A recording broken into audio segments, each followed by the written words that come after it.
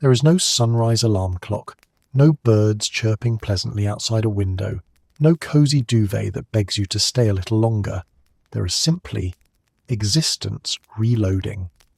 Your eyelids part because your body detects that staying asleep might be a poor long-term strategy, like being unconscious while surrounded by predators who consider breakfast in bed a personal service they provide.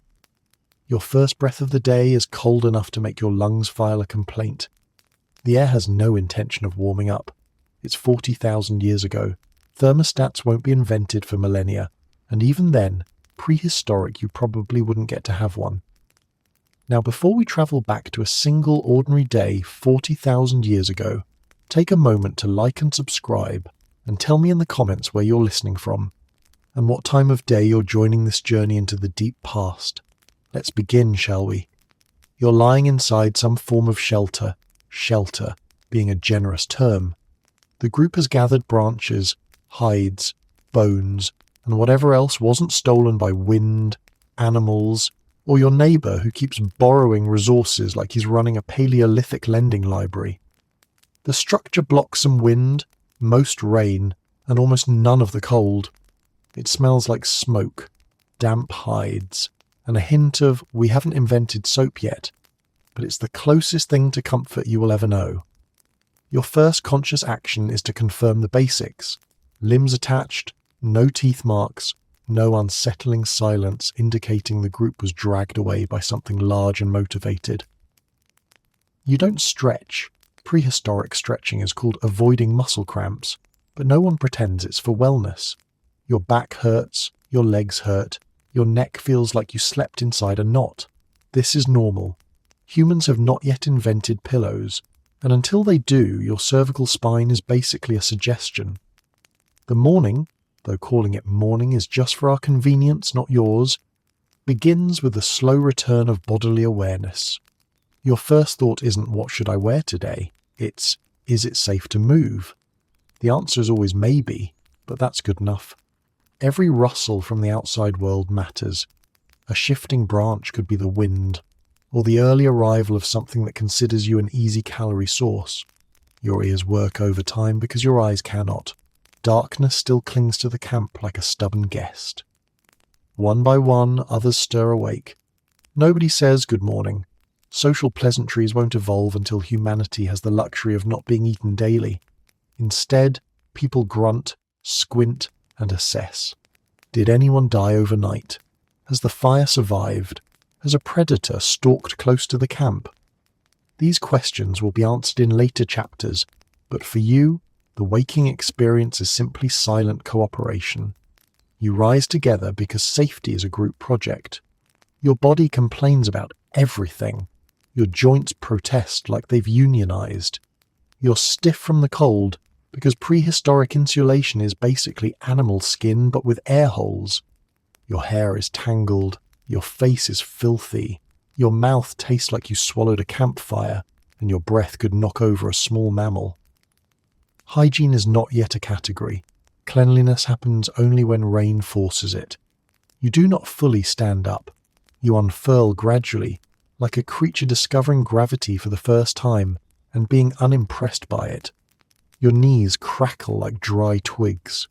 Someone beside you sneezes, which threatens to wake something outside, and everyone shoots them a glare that communicates, if we die because of your nose, we will haunt you. The cold bites your skin in a way that makes you question your life choices, even though none of your life choices are actually choices. You didn't pick the era. You didn't pick the climate. You didn't pick the lifestyle. You just appeared here thanks to your ancestors' questionable survival streak. Then you check the fire, or whatever remains of it. The embers glow weakly, like a dying star having a bad day. If the fire dies completely, the morning goes from difficult to legendary disaster. Fire is safety, warmth, food processing, predator deterrent, emotional support. Basically all the things your modern world now does with appliances, electricity, and the illusion of control. But here, fire is a newborn that demands constant care. Your job isn't to create fire, but to not lose it. Losing fire is like losing the group's only Wi-Fi password. except worse, because you can't just ask someone. You blow on the embers, gently, carefully, praying to physics. If the flames return, everyone breathes easier.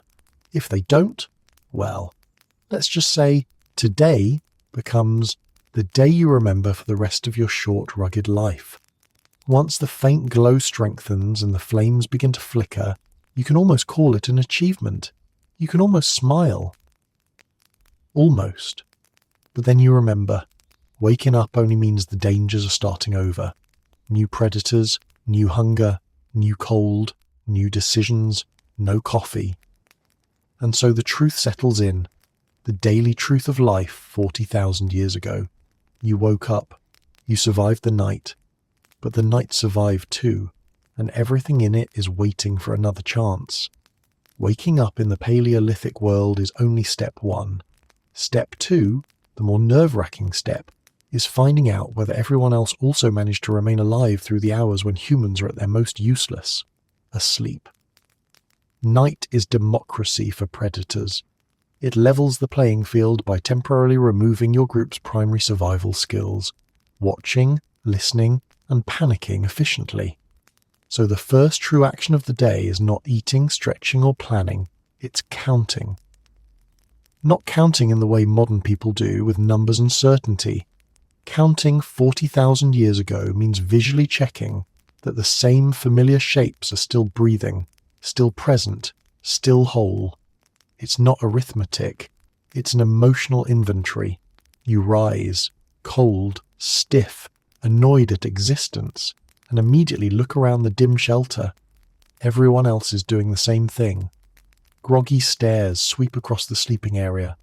Nobody spoke, but the thought is the same in every head. Is the group intact? Safety is not individual here, it's communal. If one person is gone, the day shifts from routine survival to crisis mode. There's a reason morning greetings haven't been invented yet. Nobody says good morning, because nobody's willing to jinx it. You begin scanning for bodies, not ceremonially, but practically. There's the elder, whose sleep sounds like rocks arguing. The child who somehow manages to steal every scrap of warmth in a 5-meter radius. The hunter who insists snoring is a sign of strength. The pregnant woman who deserves an actual bed but has to settle for the least uncomfortable part of the earth. One by one, your brain checks boxes. Alive, alive, alive. Probably alive. It's not uncommon for multiple people to stare at the same unmoving figure, collectively unsure if they're asleep, or no longer burdened by the responsibilities of waking life. After a moment of mutual silent panic, someone pokes them with a stick just to be sure. If the sleeper protests, everyone relaxes. If not, well, that's why the poking happens gently first. Outside the shelter, the world is still too grey and too quiet. Early light creates long shadows that exaggerate everything. Rocks look like crouched animals. Trees resemble lurking shapes. Bushes rustle like they're gossiping about you. The night didn't leave a report on your doorstep. You must investigate it manually. A couple of people step outside to check the perimeter. This is unofficially the worst morning job in human history. You're tired, cold, unarmed, except for a half-awake brain, and responsible for spotting anything that might see you as mobile protein. But it has to be done. Predators sometimes stalk close, sometimes test boundaries, sometimes drag away whatever or whoever was easiest to snatch. You're checking for signs, not dramatic ones, but subtle ones. Footprints that weren't there yesterday, blood that wasn't spilled by your group, branches broken in ways that whisper something big was here. Meanwhile, inside the shelter, someone begins the headcount in earnest.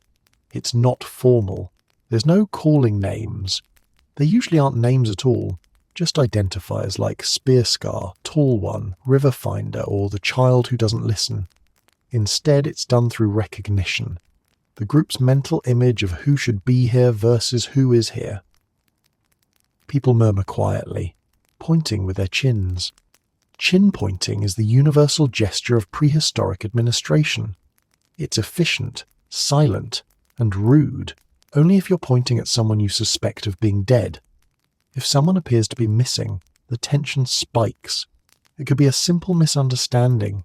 Maybe they woke earlier and stepped out to relieve themselves, or maybe they wandered to check traps, or maybe they sat outside to watch the stars. But in this era, optimism is about as useful as a broken spear. So the initial assumption is always, something took them. A missing group member triggers a flurry of action. People check footprints around the camp, examine the ground for drag marks, or listen for unusual quiet in the forest. Because forests have a way of going painfully silent when something dangerous is nearby. Every clue matters. Every clue is terrifying. The search rarely lasts long, and that's not because people give up. It's because the forest usually answers before you do. If a predator was involved, there are obvious signs. If the person simply wandered off, their tracks will appear. But the worst possibility is when the tracks just stop. A sudden end to footprints means something grabbed them, lifted them, or ended the journey before the ground had time to record it. But on most days, thankfully, everyone is accounted for. Someone returns from outside shrugging in a way that says, "No bodies found. Consider this a win." The group relaxes slightly, only slightly. Relaxation never fully exists here. It's just a temporary lowering of internal alarms. Once the final confirmation is made and the full group is present, a subtle shift occurs. Eyes soften, shoulders settle. The atmosphere changes from survival panic to survival preparation. Now the day can start. Food can be sought, tools can be repaired, stories can be shared. But none of that happens until the group confirms what the cold, dark hours left behind, and the humour of the moment sits quietly underneath it all. Roll call is essential, not because you're organised, but because if someone's missing, the forest already knows where they went. After confirming that the entire group survived the night, a rare moment of prehistoric optimism, you now turn your attention to the single, most important non-human member of the community, the fire. Fire is not a tool, not a luxury, not a decorative camp feature. Fire is a living roommate with trust issues. It sulks, it flickers, it dies unexpectedly, and if you neglect it even slightly, the entire day transforms from difficult to borderline catastrophic.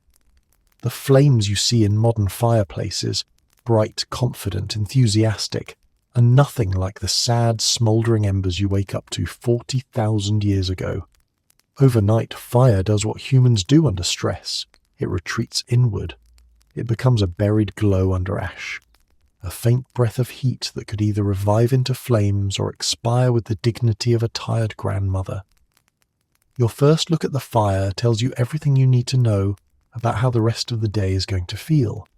Everyone approaches it with the same expression, a mix of hope, worry, and silent bargaining. The firekeeper, whoever was unlucky enough to be assigned that role last night, steps forward with the slow, guilty posture of someone approaching a crime scene. They're holding a stick, which in this moment is less a tool and more a measuring instrument for their personal failure. You poke the coals gently, like you're checking the pulse of a patient you're afraid to pronounce dead. Ash shifts, smoke curls upward, and for a moment you feel a thrill, movement. But smoke without flame is just the fire's way of letting you know it's considering coming back, or considering leaving permanently. You add small twigs, carefully, reverently, whispering promises you may or may not keep. The embers respond slowly, they glow faintly, then fade. You blow air across them, lightly, because blowing too hard is the Paleolithic equivalent of yelling at a toddler. You'll get no cooperation. If flames rise, everyone watching releases a collective exhale, the kind of relief normally reserved for narrow escapes and good weather. Reviving the fire means the day is still manageable. Warmth is possible. Cooking is possible. Safety is, well, still terrible, but slightly improved. But if the flame refuses to come back, the mood shifts instantly. People don't panic out loud. Panic wastes energy. Instead, they exchange long, quiet looks that convey profound judgment toward the firekeeper. In a world where personal reputation matters for survival, letting the fire die is the fastest path to becoming that person everyone pretends to be polite to while secretly plotting to never let them near important responsibilities again. Rebuilding fire from scratch is not a quick 5-minute inconvenience. It's a multi-hour ordeal involving friction, frustration, and a level of arm strength that modern gym-goers would envy. You need the right wood, the right tinder, the right weather, and the right amount of patience. Too little patience and you give up. Too much patience and you realize the forest will probably swallow you before the spark catches.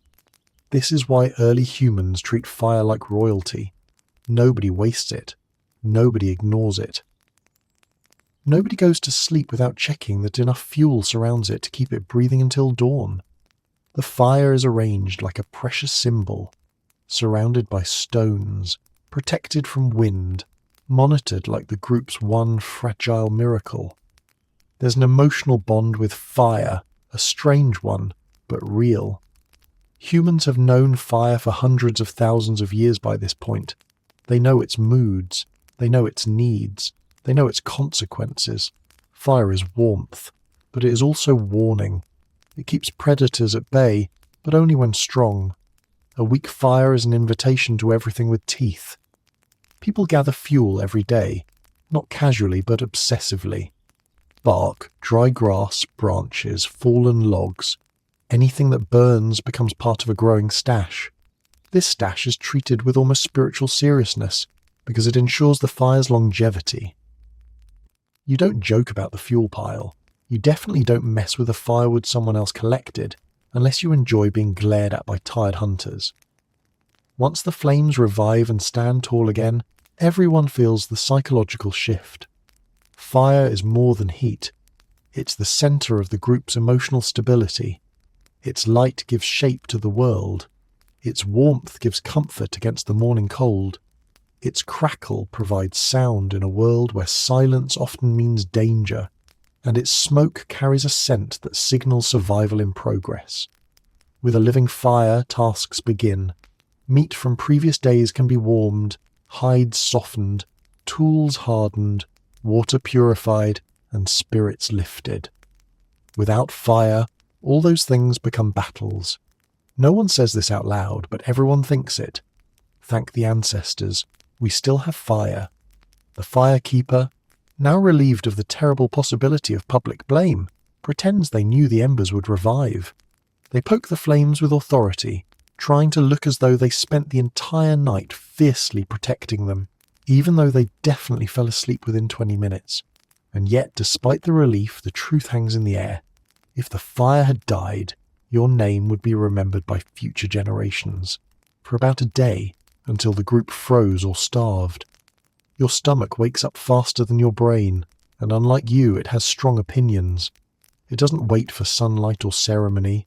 The moment consciousness returns, hunger chimes in like an impatient customer banging on a locked shop door. There is no breakfast yet. Not as a meal, not as a concept, not as a thing you can look forward to. There is just the ongoing negotiation between your body and the universe. Will there be enough food today to justify staying alive tomorrow? You don't eat every morning in this world. Some days begin with food. Most begin with the memory of food. Humans 40,000 years ago don't wake up and ask, "What should I eat today?" They ask, "Do we have anything edible? Or do we gamble the entire morning on finding it?" Your stomach is a pessimist. It assumes the worst. It growls with all the subtlety of distant thunder, letting the group know that while predators hunt you, your own digestive system is willing to join the list of threats. Hunger is a constant companion, not a fleeting inconvenience. You don't get hungry throughout the day. You simply start the morning at one of many stages of hunger and work from there. If the group still has leftover meat, roots, or berries from a previous hunt or gathering session, they are discovered in various states of deterioration. Food isn't preserved with ice, salt, or neat airtight containers. Food is preserved by eating it fast enough that bacteria don't get the first bite. Leftover meat isn't aged, it's surviving just like you. You sniff it, squint at it, contemplate it, and hope the day's first gamble doesn't end with food poisoning. Each person knows hunger differently. Hunters wake with it as motivation. Gatherers see it as a reminder of urgency. Children treat it like a tragedy unique to them. Elders endure it like an old enemy. And pregnant women, whose bodies are performing double the labor, experience hunger as a personal insult from fate. Some days, there is only enough for a symbolic bite. A shred of dried meat, a handful of mashed roots, something bitter enough to make you question why plants even exist, something chewy enough to remind you your jaw is technically a muscle. The group doesn't feast in the morning, it merely appeases hunger long enough to stand upright. Food is shared carefully. Humans at this time are intensely cooperative, not out of kindness but necessity. If one person eats too much, someone else gets weaker, and a weak member slows the group. Sharing food is a survival strategy, not a social etiquette. You distribute what you have based on need. The child, the pregnant woman, and the sick eat first. The strongest eat last because strength is temporary and hunger is forever. The act of eating itself is silent, not because of table manners, but because chewing is the only pleasant part of the morning. People savor each bite like it's a rare treasure. Food is so scarce that it becomes almost holy. There are no picky eaters here. A plant that barely qualifies as edible is still welcomed like a long-lost friend. Even insects, crunchy, protein-packed and humiliatingly nutritious, are not rejected. Hunger removes pride before anything else. Despite this, humour survives. Someone inevitably cracks a bleak joke about how today's breakfast tastes less like dirt than yesterday's. Someone else comments on how chewing roots is excellent jaw training for shouting at predators later.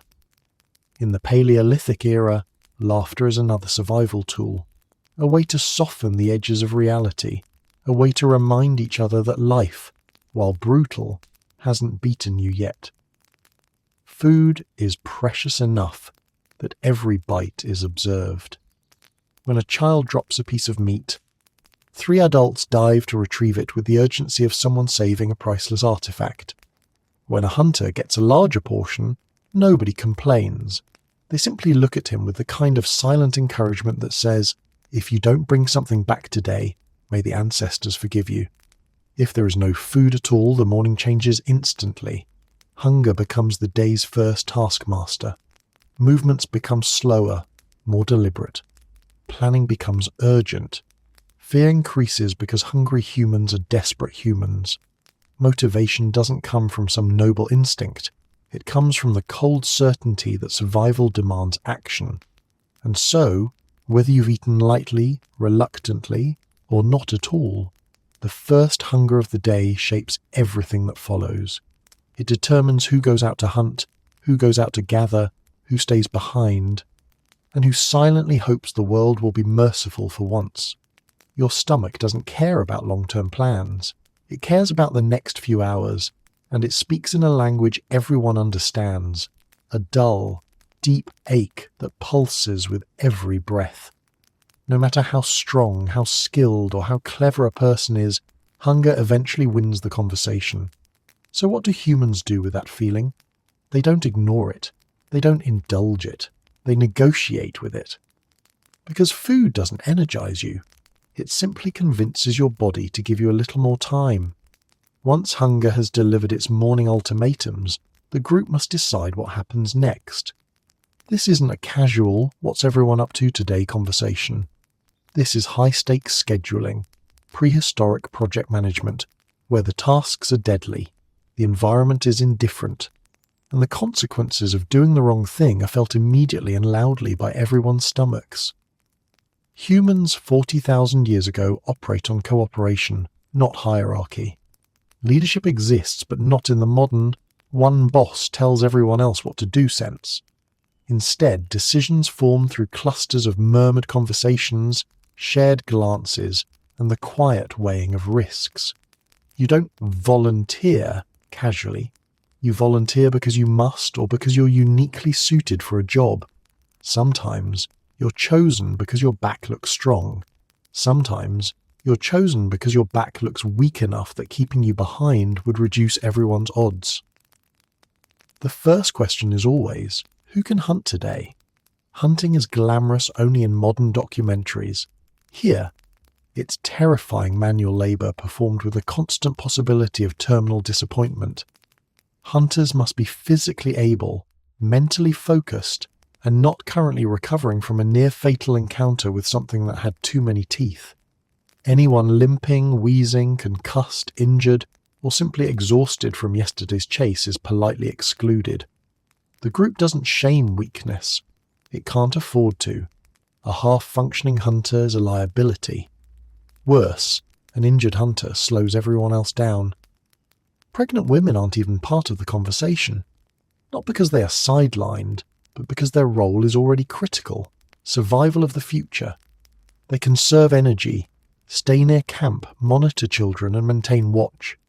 Pregnancy is its own dangerous expedition, just without the walking. Next, gatherers organize themselves.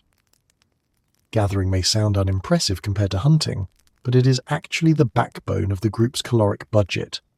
Plants, roots, nuts, insects, and berries rarely run away or attack, which makes them the reliable, if deeply unexciting side of human nutrition. Gatherers are usually adults with deep knowledge of landscapes.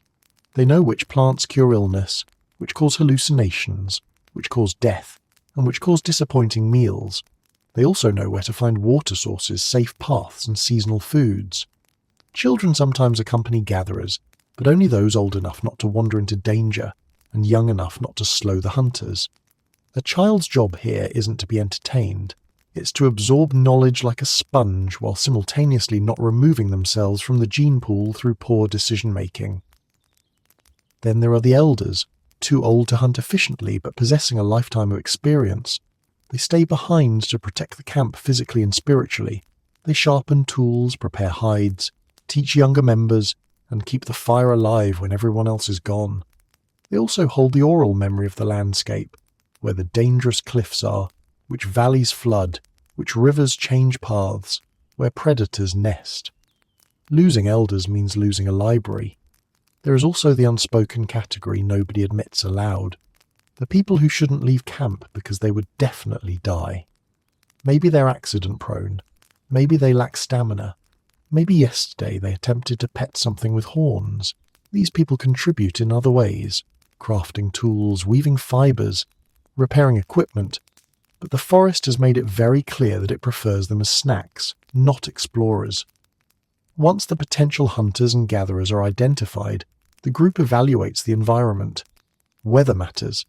If the sky hints at rain, hunting becomes riskier, tracking becomes harder, and berries become the emotional equivalent of treasure. The season matters. In warm months, plants might be plentiful. In cold months, hunting becomes the lifeline. Recent animal movement matters. If hunters noticed tracks yesterday, today might be an opportunity or a warning. Discussions happen quickly. Time is precious. Predators wake soon, and prey does not politely wait for humans to finish strategizing. Plans must form before the day's advantages evaporate. Hunters group up based on skill and trust. No one hunts alone unless absolutely necessary. Hunting partners are chosen carefully. Someone fast pairs with someone perceptive. Someone strong pairs with someone quiet. Leave with the wrong partner, and you might return in stories told by the group, or not at all. Gatherers decide routes. They avoid repeated foraging spots, adopting a rotation to prevent depletion. They carry containers woven from bark fibers, nets made from sinew, or baskets patched together from whatever materials haven't broken yet. Their tools are simple but essential. The camp team, those staying behind, coordinate tasks, tending the fire, guarding children, checking stored foods, reinforcing shelters, and keeping an eye on anything that moves suspiciously. Staying behind is not easy. Predators sometimes approach camps, and humans are at their most vulnerable when numbers are low. Finally, Once everyone knows their roles, a soft moment of recognition passes among the group. Every decision today influences survival tomorrow. These choices are not arbitrary. They're not random. They're calibrated by instinct, experience, fear, and necessity. This is the Paleolithic version of team selection. Only here, getting chosen first means you have to sprint toward danger with a pointed stick, and getting picked last means you live to complain about it. Before anyone sets foot beyond the safety perimeter, or what passes for safety in a world where everything is sharp, hungry, or both, the group must arm itself. This part of the day is not dramatic or ceremonial. There is no heroic music, no swelling pride, no triumphant forging sequence. Tool preparation 40,000 years ago is the prehistoric equivalent of checking if your parachute was packed correctly by someone with questionable judgment. Stone tools are the height of technology, the cutting edge of cutting edge, if you will, literally. Every advancement in human history at this point is attached to a piece of stone, sinew, or wood, and yet each tool, no matter how well made, is still a fragile compromise between physics and desperation. Hunters gather their equipment first. Spears dominate the toolkit, but not because they're perfect weapons, because they're the least terrible option. A spear has three important components: a sharpened stone point, a wooden shaft, and the binding that holds them together in what you desperately hope is a long-term relationship. First, the stone point is examined. Knapped from flint, chert, obsidian, or whatever sharp rock could be convinced to cooperate, each blade carries the memory of hours of delicate craftsmanship. It's thin, lethal, and incredibly breakable. One bad throw, one unlucky impact, one overly enthusiastic grunt of force, and the stone fractures like prehistoric glass. A broken point means your tool instantly transforms from weapon to stick with emotional baggage. The blade is tested for sharpness using the scientific method of press your thumb against it and hope you're gentle.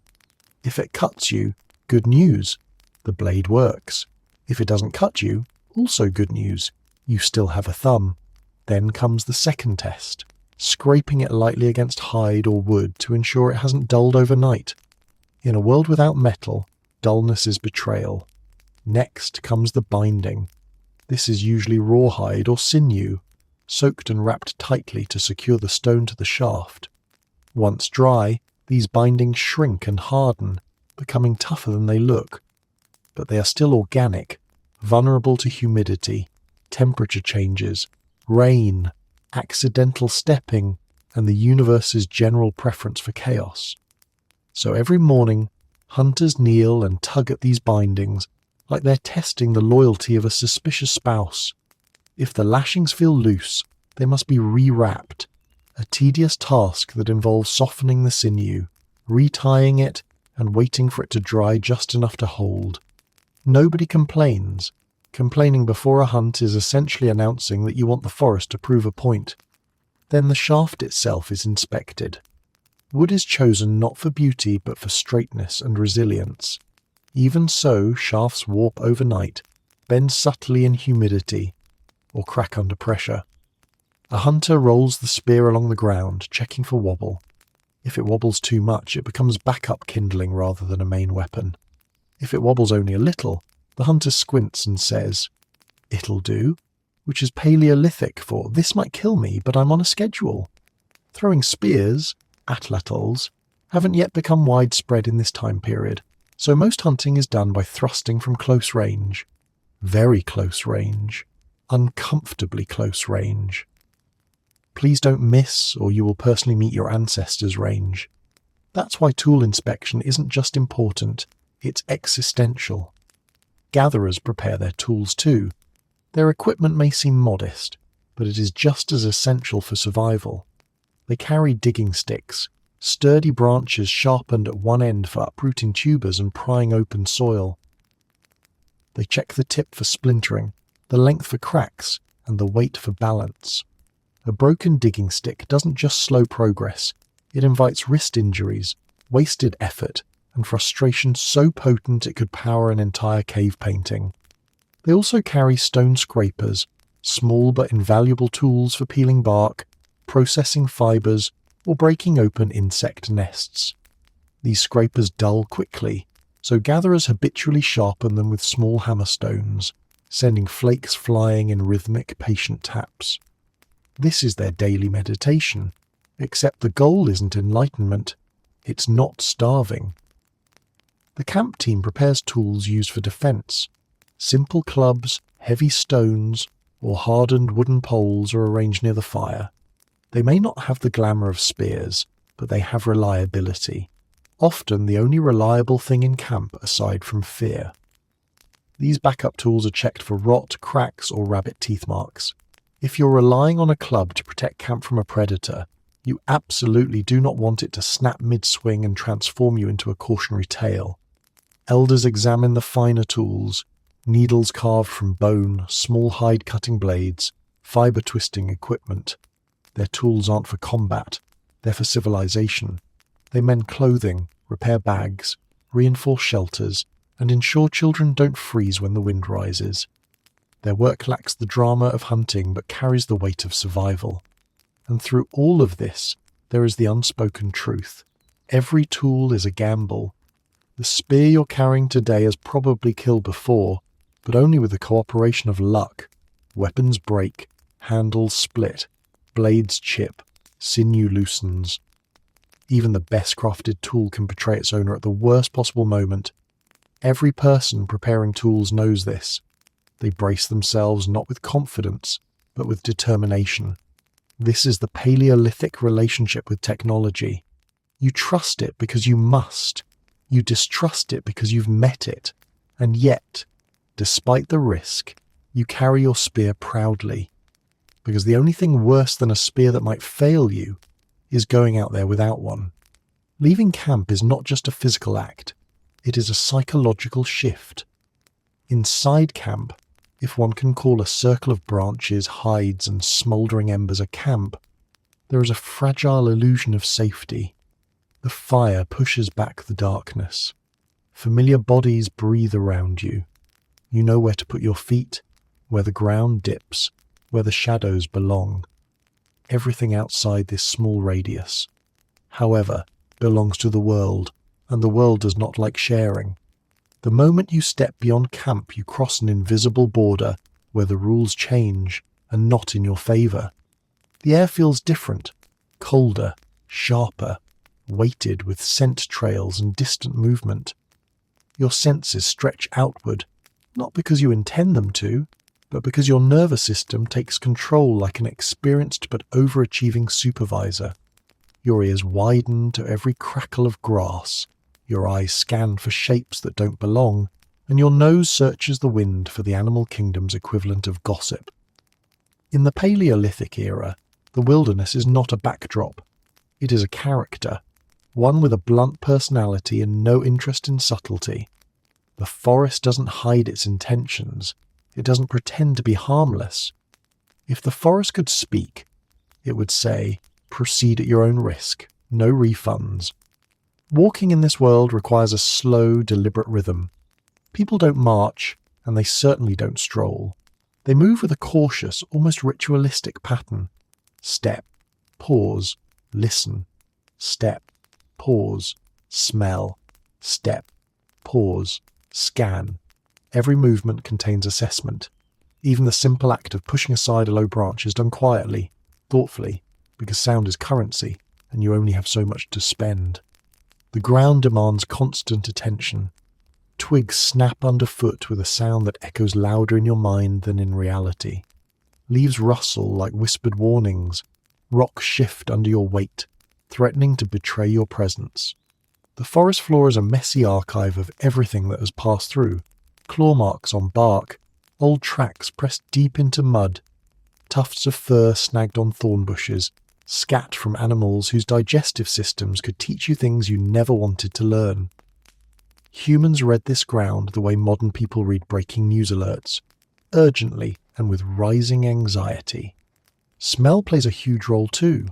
Humans today treat smell as an afterthought, a sense for perfumes and bad leftovers. But 40,000 years ago, scent is information. If the wind carries the musk of a large animal, bison, elk, or something less friendly, everyone freezes. If it brings the metallic hint of blood, tension spikes. Blood means food, or danger, or both. If the wind shifts and carries a predator's scent, saber-toothed cat, cave lion, wolf, you can feel the entire group stiffen, as if controlled by the same invisible puppeteer. And then there are the sounds. The forest is full of them. But not all noises are equal. Some sounds are safe. Wind brushing through leaves, water trickling over stones, the occasional grunt of a distant herbivore.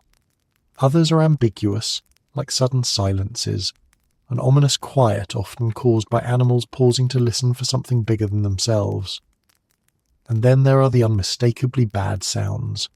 A predator exhaling, brush being disturbed by something large, the creak of a branch bending under weight that is definitely not yours. Everyone in the group has a role to play once outside camp. Hunters walk in a staggered formation, not too close to each other, not too far. It's neither military strategy nor elegance, it's survival math. If someone is attacked, the others need enough space to react, but not so much space that help arrives too late. Gatherers who accompany them move differently, sticking close but listening more than they look. Children, if any have come along, stay sandwiched between the most experienced adults, absorbing the landscape through wide eyes and quiet footsteps. The forest tests you constantly. Birds erupt suddenly from branches, causing your heart to leap into your throat. A rabbit darts across your path, triggering every instinct you have. At times, a gust of wind makes the entire canopy shiver, and for a moment you wonder if a massive predator just exhaled across the treetops. Your imagination is not your friend out here, but it is an excellent survival tool. As you move deeper, you begin to understand something that your ancestors learned through harsh repetition. Humans are not top predators yet. You are fast, but not fastest. Strong, but not strongest. Clever, but not the only clever ones. The world outside camp is a negotiation ground. Every step says, "We mean no harm, please ignore us." Every careful movement says, "We're here temporarily. We'll leave soon. No need for violence." But despite the fear, despite the constant vigilance, stepping beyond camp is also exhilarating. The forest is alive with opportunity, tracks to follow, resources to gather, patterns to interpret. It is dangerous, yes, but it is also where every essential story of human survival begins. You can't grow, adapt, or feed your group by staying inside. Still, the truth remains. Outside camp, nothing is neutral. The trees watch, the animals listen, the wind whispers. The forest isn't scary. It's just extremely honest about wanting you dead. Tracking in the Paleolithic world is not a skill. It is a language. The ground speaks constantly, but only those who've learned to interpret its scattered, half-erased sentences can follow its meaning. Every step you take outside camp reintroduces you to this silent literacy, an ancient version of reading, except the letters are claw marks, compressed soil, microscopic scratches on bark, and the occasional tuft of fur that hints at a dramatic life decision made by something with 4 legs. Hunters, and even gatherers, must read this landscape like an ongoing journal written by animals, weather, and random misfortune. Tracking is how you discover where food went, whether danger passed through, or if something you might want to avoid is currently lurking behind a deceptively peaceful shrub. It's the closest thing to future prediction you'll ever get, and it's mostly accurate, except on days when the forest decides to be clever. The first step in tracking is recognizing footprints, but calling them footprints suggests clarity and definition, which is rarely the case. Most prints look like the ground is annoyed. A bison's hoofprint might be a deep indentation shaped vaguely like a teardrop. A deer's tracks appear as delicate slots, spaced lightly as if drawn by a nervous artist. A predator's paw print, however, is unmistakable, broad, purposeful, and heavy enough to tell you the animal was not strolling for fun. But prints don't just tell you what passed through. They tell you how. A deep, sharply defined track means the animal was heavy or running. A shallow track means it was moving slowly, likely feeding. Overlapping prints might mean a herd. Tracks crossing in multiple directions could indicate a watering spot, and the age of the track. That's where true mastery begins. Fresh tracks have crisp edges, still moist with the memory of movement. Older ones crumble, dry out, or accumulate debris. A good tracker can tell whether something walked by minutes ago or half a day earlier. An excellent tracker can tell whether something stepped there before or after the most recent wind gust. The best trackers, the elders who've read this ground for decades, can glance at a muddy depression and say something like, "A young deer, limping, moving east, sneezed recently." The forest provides more than footprints. Broken twigs point the direction an animal moved in. Freshly disturbed moss suggests something brushed past it within the last hour. Flattened grass indicates a place where an animal rested, perhaps digesting, perhaps hiding. Scratches on tree trunks reveal height and claw strength, useful when deciding whether you can outrun whatever made them. Markings on low branches tell you which animals use paths repeatedly. Even the soil texture matters. Wet soil records deep prints clearly. Dry soil is unreliable, scattering clues in every possible direction. Sand gives perfect imprints, but is easily disturbed by wind. Snow, when present, makes tracks obvious, but also increases risk, because everything that hunts can see where you walk just as easily. This kind of environmental literacy takes years to develop. Children watch elders kneel beside a print, run fingers through dirt, sniff a leaf, and draw conclusions from these tiny details. It looks like magic. It isn't. It's experience layered over instinct. Tracking is not always about hunting. It's just as valuable for avoiding predators. If you see cat tracks heading toward a water source, you approach differently. If you see wolf prints circling, you proceed with more caution. If you find claw marks high up on a tree trunk, you retreat immediately because anything that's tall and eager to sharpen its claws is above your pay grade. Sometimes you read the terrain only to discover chaos. Prints jumbled everywhere, fur snagged on bushes, disturbed soil, evidence of a fight between animals. Hunters interpret these scenes like detectives, who attacked whom, which direction the survivor fled, whether the winner is still nearby, whether the loser is now located somewhere unfortunate. Tracking becomes a crime scene analysis performed with no guarantee that the suspect isn't watching you. Scents also matter. Humans in this era don't rely on smell the way wolves do, but they're still far better at it than modern humans would expect. A strong musk means a large herd animal passed through. A faint metallic scent might be blood, either opportunity or warning. A sour, pungent odour may indicate a predator's territorial marking. The wind becomes a messenger, carrying hints of animals you haven't yet seen. And then there are the truly subtle signs, what trackers sometimes call silent tracks.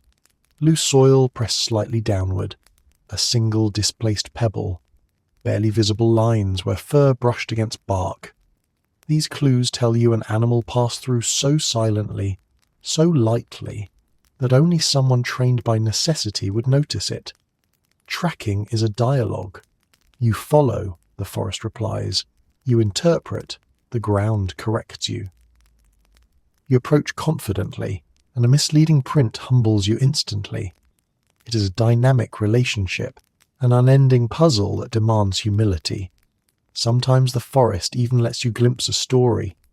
You might see the prints of a mother animal walking steadily, then the tiny prints of her newborn trailing behind, or the desperate gouges in soil where a chase occurred, or the circular pacing of something that hesitated before attacking.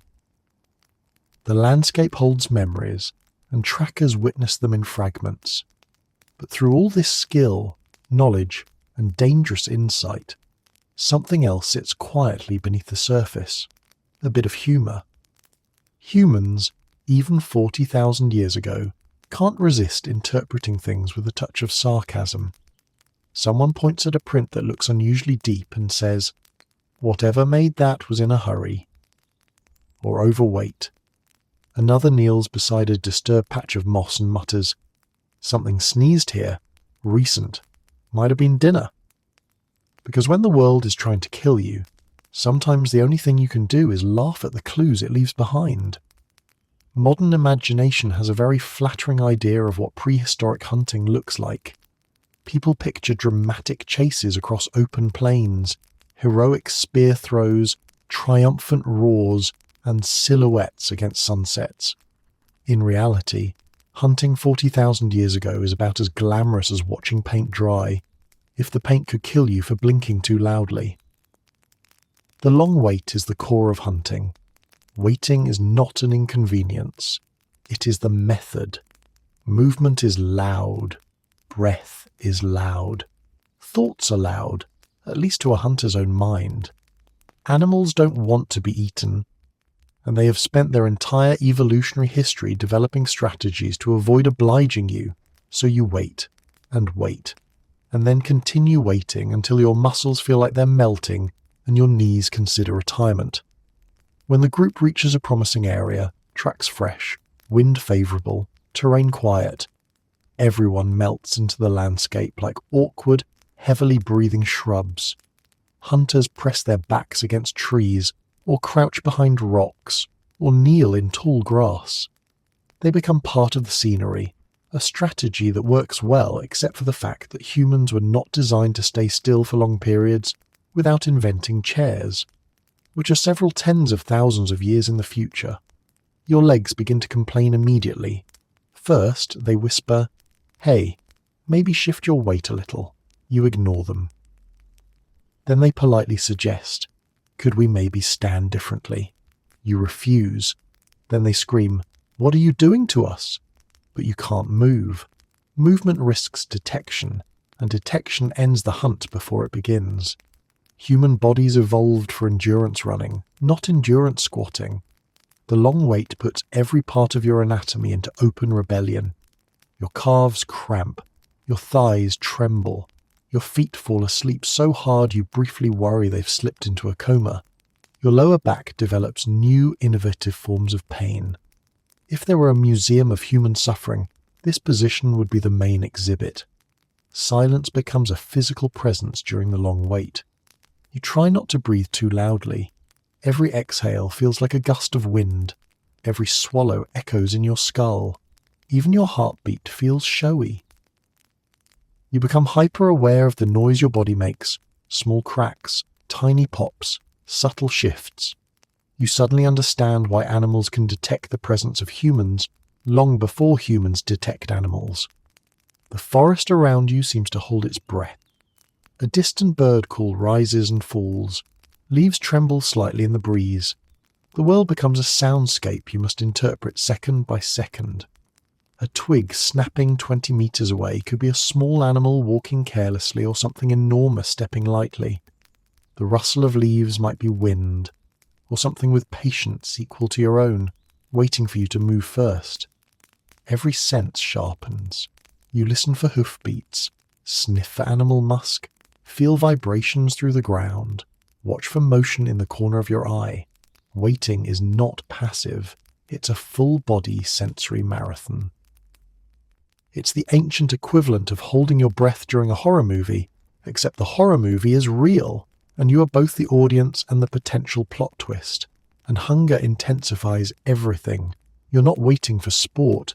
You're waiting because your next meal depends on the outcome, because the children back at camp need food, because the group can't skip too many successful hunts. This pressure doesn't inspire you.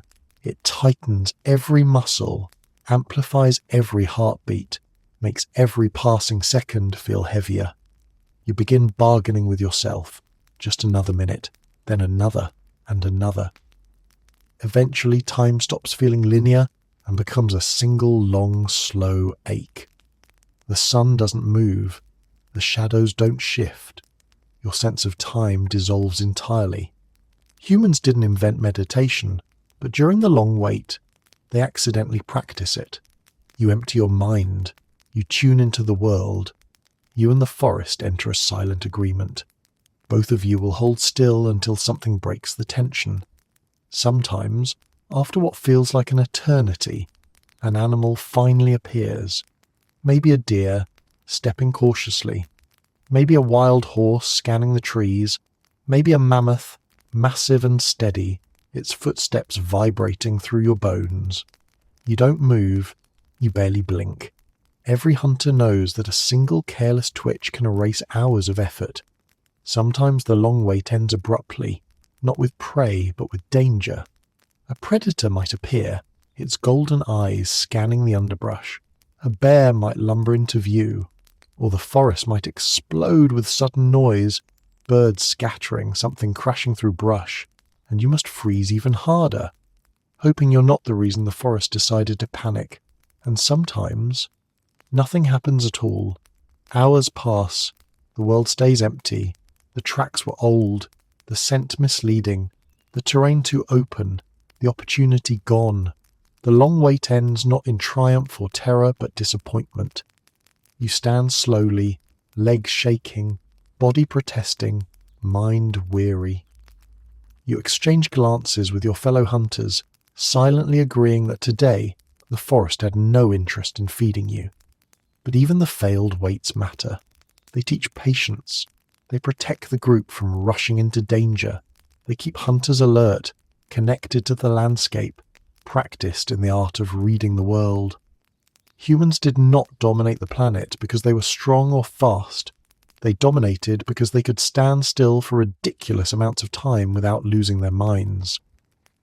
Humans mastered patience long before chairs, and every long wait was a quiet lesson in how survival rewards those who can outwait everything else. After hours of tracking, waiting, and negotiating with your legs, the hunt eventually reaches its defining moment, one that decides whether this day becomes a victory story or a slow, grumbling tragedy. The kill is not guaranteed. It's not even likely. In the Paleolithic world, hunting success hovers somewhere between possible and the ancestors must be smiling on you. This moment is the razor-thin edge between survival and setback. The first sign that a hunt is about to shift from waiting to action is movement.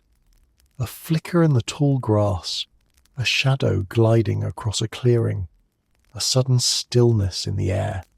When prey steps into view, everything inside you sharpens. The world narrows into that single shape: deer, wild horse, bison, perhaps something smaller but just as valuable. You're aware of its posture, its breathing, the angle of its head, the way the muscles in its flank tighten or relax. You feel the tension of the group change instantly. Hunters shift into positions refined by instinct and practice. A glance between you carries 100 unspoken signals. Move now, not yet. Wait for it to turn. Hold, hold. Hunters do not talk. Talking is loud, and loud is dead. The animal takes a few steps, sniffs the air, pauses. It is not oblivious. Prey animals have developed paranoia so intense it should be studied by psychologists who haven't been born yet. Every insect buzz, every leaf twitch, every shift in wind direction sends a ripple through their bodies. They can sense vibrations through the soil that humans never feel. They can hear your heartbeat from meters away if the forest is quiet enough. This is why the kill is so difficult. There are two main strategies for this moment: the ambush and the pursuit. Each has its own brand of misery. The ambush. In an ambush, hunters must strike quickly and decisively. Every movement must be smooth, practiced, efficient. The spear is raised slowly, silently, muscles trembling but controlled. The distance must be just right. Too far and you miss, too close and you gamble with your life. When the moment comes, you commit. The spear flies forward with a burst of strength, or you rush forward with it in hand, driving the point into a vital area. If you succeed, you hear the solid impact of stone meeting flesh. The animal bleats, stumbles, or collapses, and the tension breaks like a held breath released. If you fail, the world erupts into chaos. The prey bolts into the underbrush with explosive power, leaving behind crushed grass and a trail of humiliation. You watch it disappear and feel the weight of wasted hours settle onto your shoulders. The pursuit. The pursuit method, the earliest version of persistent hunting, relies on the one advantage humans possess over most animals. We don't quit easily. A predator sprints fast but tires quickly. Humans jog steadily for incredible distances. But jog is a generous term. It's more of a determined shuffle powered by desperation and the knowledge that dinner is actively running away from you. You follow the prey in a long grinding chase, pushing it until it overheats and slows. It's effective but exhausting. Sweat pours down your face. The sun beats against your back. Dust coats your throat. Your legs ache in new and creative ways. Success tastes like triumph. Failure tastes like dust and regret. The outcome, kill or miss. When the kill succeeds, relief floods through the group. You hear laughter, quiet, breathless laughter of people who just gained another day of life. The animal lies still, and gratitude replaces adrenaline. Hunters approach carefully, ensuring it is fully down. A wounded animal can lash out with terrifying force, and many hunters have learned the hard way that assuming victory too soon can lead to scars or worse. Once the animal is confirmed dead, a ritual of immediacy begins. There is no delay, no celebration. Meat spoils quickly. Scavengers smell opportunity faster than you can say dinner. The animal is processed immediately, organs removed, hide separated, meat sectioned. Every hunter joins the work. It is practical, efficient, and full of cooperation honed over thousands of hunts before this one. The emotional shift is immediate. A successful hunt doesn't just feed you. It restores morale, strengthens the group, and allows everyone to move into the next tasks of the day with a sense of accomplishment. Hunters carry their share of the meat with renewed energy, knowing the pain of the hunt was worth it. But if the hunt fails, failure is quieter. There is no collapse, no despair, no dramatic scene. Just a heavy, tired silence. The group gathers, exchanges acknowledging looks, and accepts the reality that today's efforts did not produce food. Hunters do not blame each other. Failure is part of the rhythm of life. They simply turn back toward camp, hungry, fatigued, and already preparing for the next attempt. Walking back after a failed hunt feels different. The forest seems thicker, the shadows heavier. Every step feels like it carries the weight of unmet hopes. You move slower, not because of physical exhaustion, but because of the mental fog that settles in when hunger remains unsatisfied. There is no participation trophy here, no comforting words, no consolation feast. There is only this truth. You either bring home food or you bring home hunger, and hunger always demands interest. The moment an animal falls, the hunt does not end. It simply transitions into its most urgent phase. In the Paleolithic world, a successful kill is a fragile victory that can evaporate in minutes if not handled correctly. Meat attracts attention. Blood attracts attention faster. And both attract the kind of attention that would prefer your carcass over the one you're currently standing beside. That's why processing the animal begins immediately. There is no pause for celebration, no triumphant posing over the kill, no time allocated for inspirational speeches. The forest does not care about your emotional journey. It cares only that a fresh source of calories has appeared, and every carnivore within smelling distance is now updating its schedule accordingly. Hunters move with practiced efficiency. They know that this part of the day demands speed, precision, and cooperation. Tools are unsheathed. Hands are steady. Everyone knows their role. The first cut. The first incision is always decisive. Whoever makes it is not a leader. They're simply positioned closest to the right part of the carcass. They slide a stone blade into the hide and the real work begins. Stone blades, sharper than steel if knapped properly, slice through skin and muscle with surprising ease, but they dull quickly, so hunters must use every movement wisely. The hide separates from the flesh with tugging, slicing, and a rhythm that has been passed down through generations. Hide is precious. It becomes clothing, shelter lining, rope, containers. Wasting it is unthinkable. Hunters work from the legs upward, pulling with strength and care, peeling the animal's outer layer away in one continuous piece if possible. The sound is not pleasant, the sight even less so. But to these humans, this isn't gruesome, it's essential. Removing the organs. Once the hide is removed, gutting begins. This step requires caution. A slip of the blade can puncture organs that will ruin the meat. The stomach and intestines are tied off and carefully extracted. They are not thrown aside. Even these parts have value. Stomachs can carry water. Intestines can be cleaned and used as cord or sausage casings. Fat and organ meats are calorically dense and life-saving. The heart, liver and kidneys are inspected for health. Paleolithic people understand disease instinctively.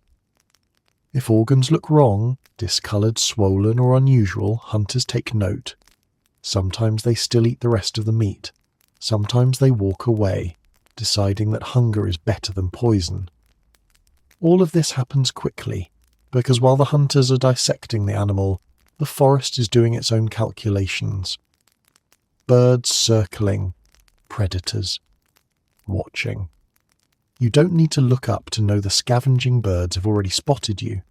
Their shadows flicker across the ground. They perch nearby, waiting patiently, as if attending a business meeting where someone else is presenting. Occasionally one hops closer and gets chased off with a glare. Larger predators may be moving in as well. The wind carries the smell of fresh blood far. Wolves, hyenas, lions, depending on the region, might start to prowl at the edges of visibility. They will not attack immediately. They calculate risk, and right now, a group of armed humans is not worth the gamble. But they will wait, and they will follow. This is why the pace increases. Dividing the meat. Once the organs are handled, meat is separated into portions. Hunters carve thick slabs from the haunches, ribs and shoulders. Bones are broken intentionally, some for marrow, some for tools. Marrow is a luxury, creamy, rich, calorie-dense. It is the closest thing these humans have to dessert. The work is coordinated but not rigid. Everyone knows which cuts serve which purposes.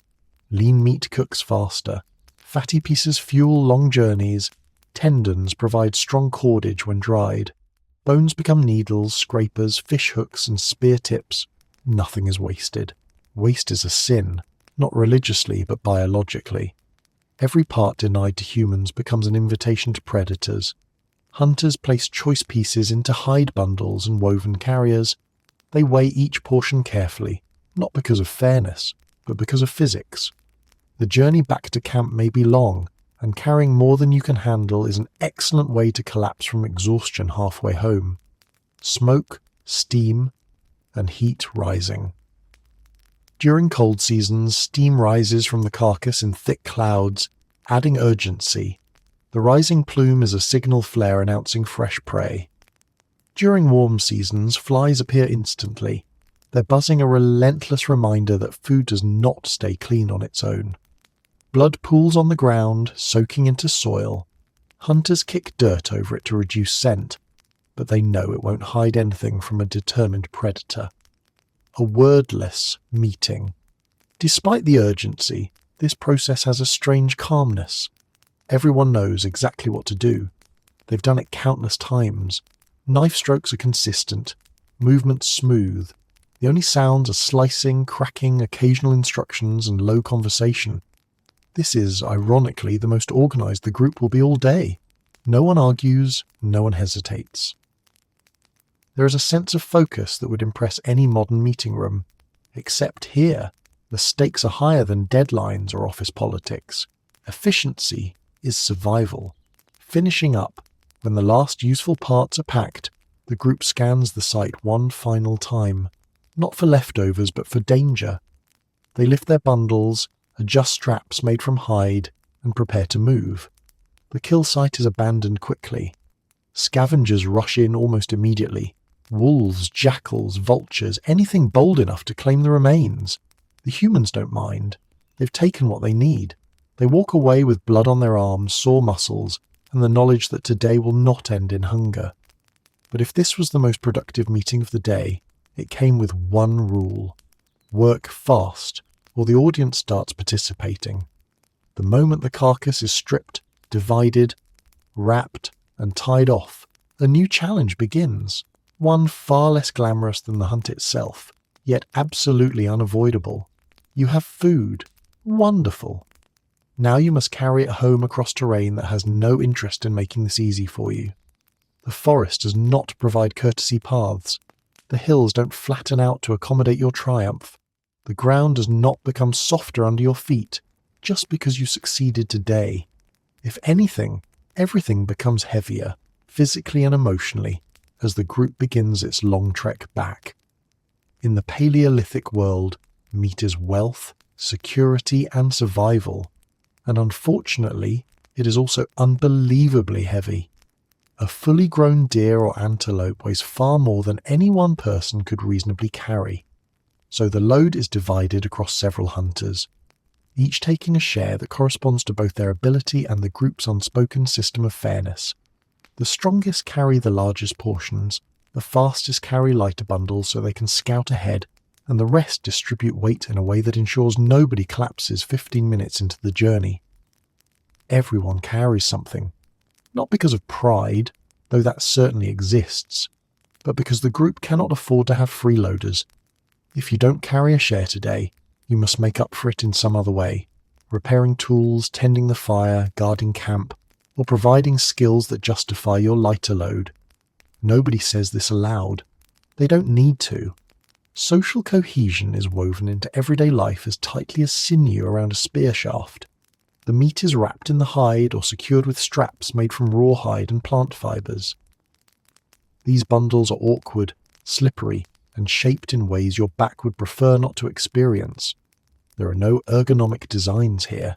Your shoulder digs into the load, your arms strain to balance it, your fingers cramp around whatever handle-like part you've improvised. Blood leaks from the bundle, making it both heavier and messier, and it attracts flies with all the enthusiasm of a festival crowd. And then you begin walking. The journey back. There is no shortcut. The way home is as long and difficult as the journey here. But now, instead of moving lightly with only tools in hand, you carry the weight of success. The path you traced earlier in cautious silence now stretches before you in heavy, deliberate steps. The pace is steady but slow. Every incline feels steeper. Every uneven patch of ground demands concentration. Mud sucks at your feet. Loose stones shift under your weight. Tree roots conspire to trip you. The forest, stubbornly unimpressed by your achievement, throws its entire collection of obstacles at you. Wind direction becomes relevant again, but now less for tracking and more for keeping predators from catching your scent too easily. With fresh meat on your back, you are not just a hunter, you're also bait. Fatigue becomes a companion. Your legs, which earlier complained about stillness during the long wait, now complain about movement. Your shoulders ache under the weight. Your lower back protests each step. Your grip weakens. Sweat mixes with blood, dirt, and effort, making your skin feel gritty and sticky. Humans are built for endurance, but endurance is not the same as comfort. Every mile walked with meat on your back deepens your appreciation for the absurdly modern concept of shopping carts. The unspoken rules of the return trip. A few principles guide the group. Rule 1. No one walks alone. Not today. Not with the scent of fresh meat trailing behind you like a glowing sign inviting predators. Rule 2. Rotate loads occasionally. If one person is flagging, another swaps in. Practicality overrides pride. Rule 3. Breaks are short. Long rests increase risk. You stop long enough to adjust straps, drink water and catch your breath, but not long enough for scavengers to catch up. Rule 4. Don't waste energy talking. Conversation is brief and functional. Breath is saved for walking. Rule 5. Be alert. Eyes scan ahead, ears track movement behind, and every sense stays active. You brought back meat? Yes. But the forest sees that as a reason to test you. The social dynamic of carrying home. There's always one person in the group who carries a suspiciously small bundle. Perhaps they had an injury. Perhaps they're younger. Perhaps their skill lies in something other than brute strength. Everyone silently notes it. Nobody says anything, but they'll remember. The Paleolithic world keeps receipts, socially, if not in writing. On the flip side, there is always someone carrying so much meat that their walk becomes a demonstration of stubborn heroism. Their steps are slow, deliberate, fueled by pride and the unspoken desire to be seen as someone indispensable. This is the same person who later pretends their back isn't killing them, even though the entire camp can hear their joints creaking. The soundtrack of the trek. The journey is not quiet. The forest hums with insects. Birds call out warnings or declarations. Distant animals move through brush in ways that always sound too close. Your group's footsteps follow a steady rhythm, punctuated by occasional grunts of effort, a muttered curse when someone stumbles, or the soft clink of stone tools knocking together.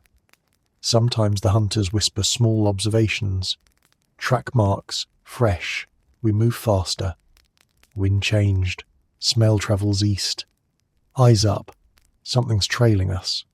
No panic, just steady awareness, the emotion of returning.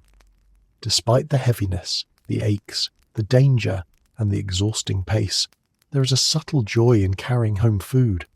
Because this weight means survival. It means fire-warmed meals, full bellies, stronger bodies, and a night without gnawing hunger. And as the camp finally comes into view, smoke rising, figures moving, children watching eagerly, your exhaustion turns into pride. Not loud pride, not boastful pride.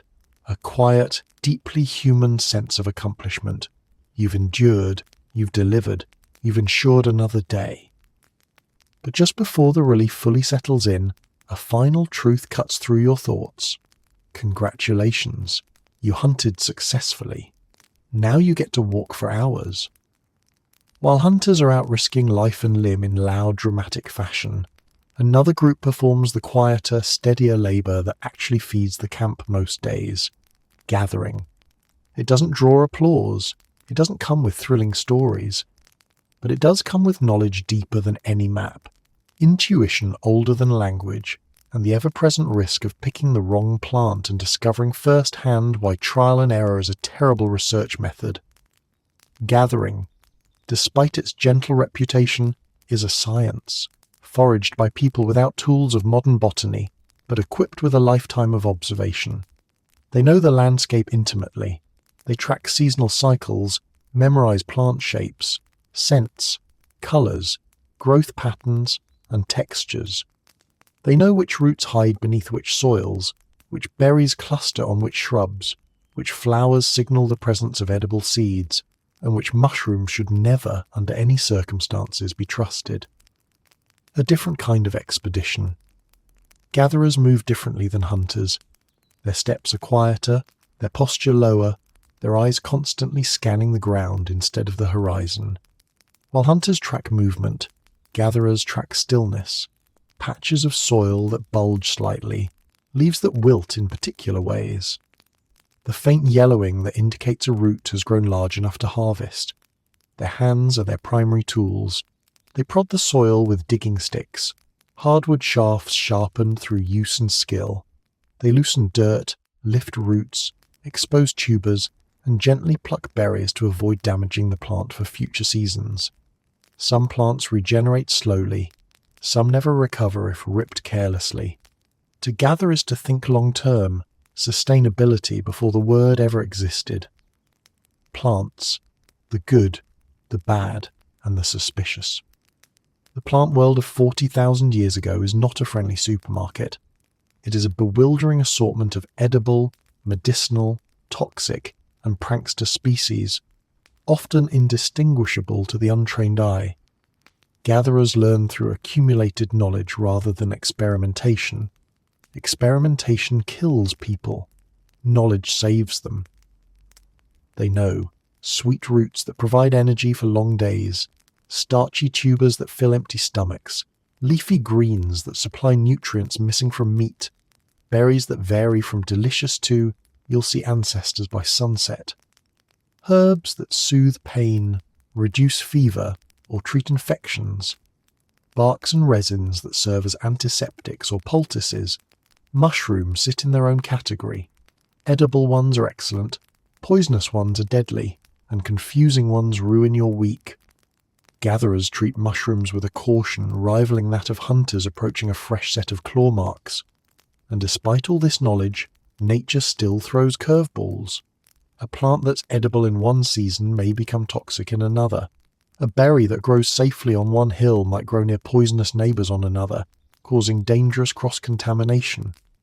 Gatherers must stay alert, flexible, and unforgivingly precise. Insects. The protein people forget about insects are one of the most reliable food sources, though modern sensibilities cringe at the idea. Bugs don't run away, hide behind trees, or trample anyone. They provide protein, fat, and essential nutrients. Gatherers look for fat grubs beneath rotting logs, ant eggs hidden in soil chambers, beetles clinging to bark, termites inside mud mounds. Some insects taste nutty, some earthy, some crunchy in ways that suggest you've made a life mistake. But they are abundant, safe when selected correctly, and far easier to acquire than a 600-pound animal capable of flattening you. Children and teaching children often accompany gatherers, absorbing wisdom through constant repetition.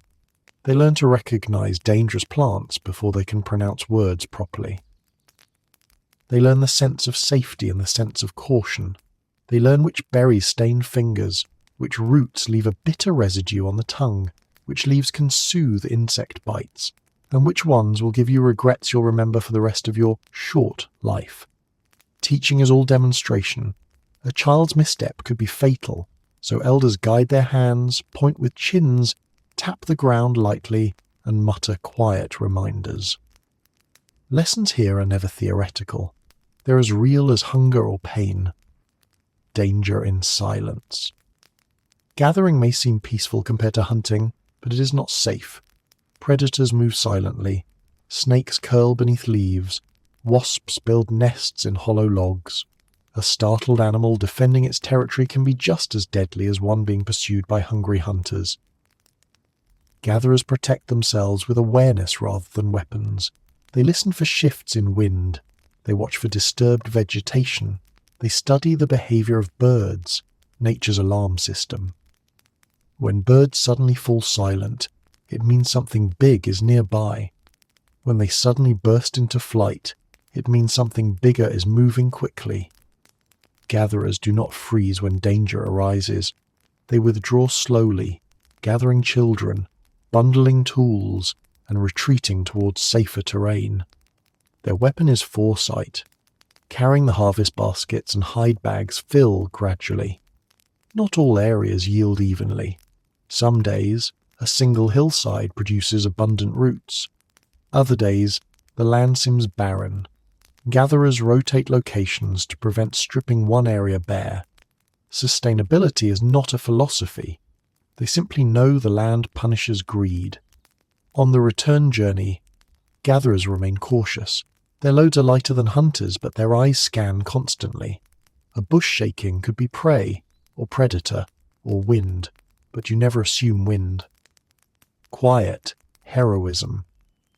Gathering is humble but crucial. It provides the daily nutrition that hunting cannot guarantee. It fuels the children, supports the sick, strengthens the pregnant, and stabilizes the entire group's survival. It is not flashy. It does not inspire dramatic storytelling by firelight, but it teaches depth, patience, and the single most important lesson in the plant kingdom. Is it food, medicine, or death? There's only one way to find out, slowly and hopefully without dying. For children 40,000 years ago, midday is not a pause in the day. It's the time when survival school begins, not in a classroom, not with chalkboards, and not with patient teachers. Their education system is the landscape. Their curriculum is everything that moves, or doesn't. Their teachers are adults who demonstrate lessons by doing them, often while muttering warnings the children absolutely should listen to but absolutely will not. There are no toys, but there is plenty to play with. Sticks, rocks, bones, dirt, bugs, and gravity. And all of these can teach you something, either about how the world works or how painful mistakes can be. In this era, childhood is not protected from reality. It is introduced to it gently but firmly, with the constant reminder, learn quickly, or the world will give you very unforgiving feedback. Learning by observation. Children watch adults constantly. A child sees a gatherer digging up roots and immediately grabs a smaller stick to imitate the motion. Another watches someone scrape hide and mimics the rhythm on a piece of bark. A hunter practicing spear throws will soon have 3 small apprentices flinging miniature sticks into the dirt with the enthusiasm of future prodigies or future hazards. Knowledge transfers through osmosis. Children absorb the group's habits without instruction. They learn which gestures signal danger, which sounds precede trouble, which smells mean food, and which smells mean run. They learn that adults freeze for certain noises and relax for others. Human culture at this time is transmitted not through words alone, but through repeated demonstration and instinctual copying. And copying is not optional, it's how you stay alive. Play, dangerous, necessary, and surprisingly structured play, is how children experiment with their world. But unlike modern play, it is not compartmentalized.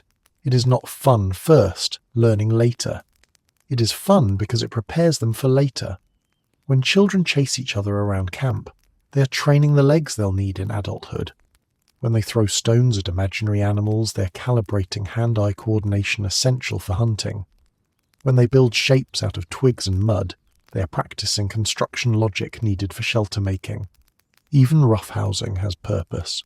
Wrestling teaches center of balance. Tugging games teach grip strength. Hide-and-seek trains stealth and stalking skills, useful either for hunting or avoiding predators. And yes, children sometimes poke at insects, catch lizards, or investigate holes they absolutely should not investigate. This is how they learn the most important rule of the Paleolithic world. Curiosity is educational. Curiosity without caution is fatal. The constant watchfulness of adults. Adults do not hover, but they do watch. A child wandering too far receives a sharp call. A toddler approaching a fire earns an intercepted arm grab.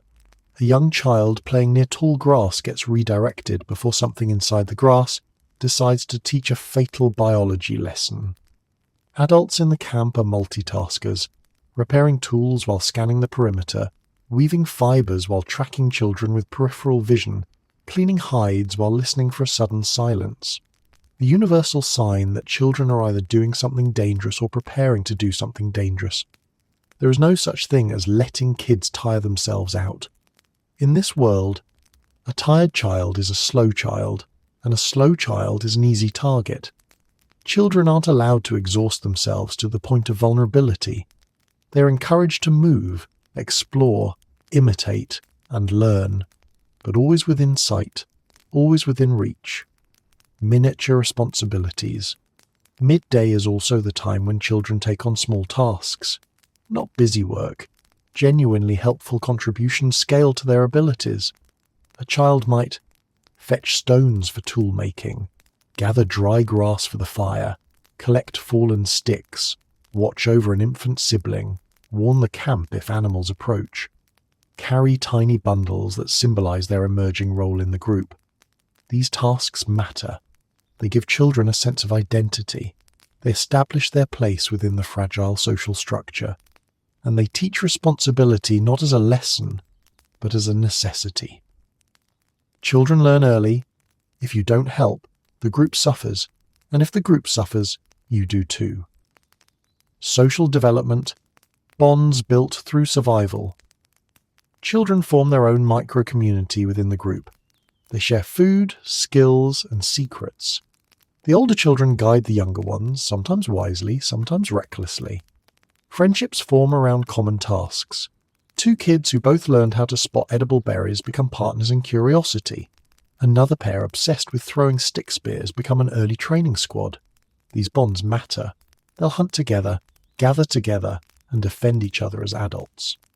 Group cohesion starts here, in the midday sun, with laughter, scraped knees, and entirely too much mud. Danger lives in the background.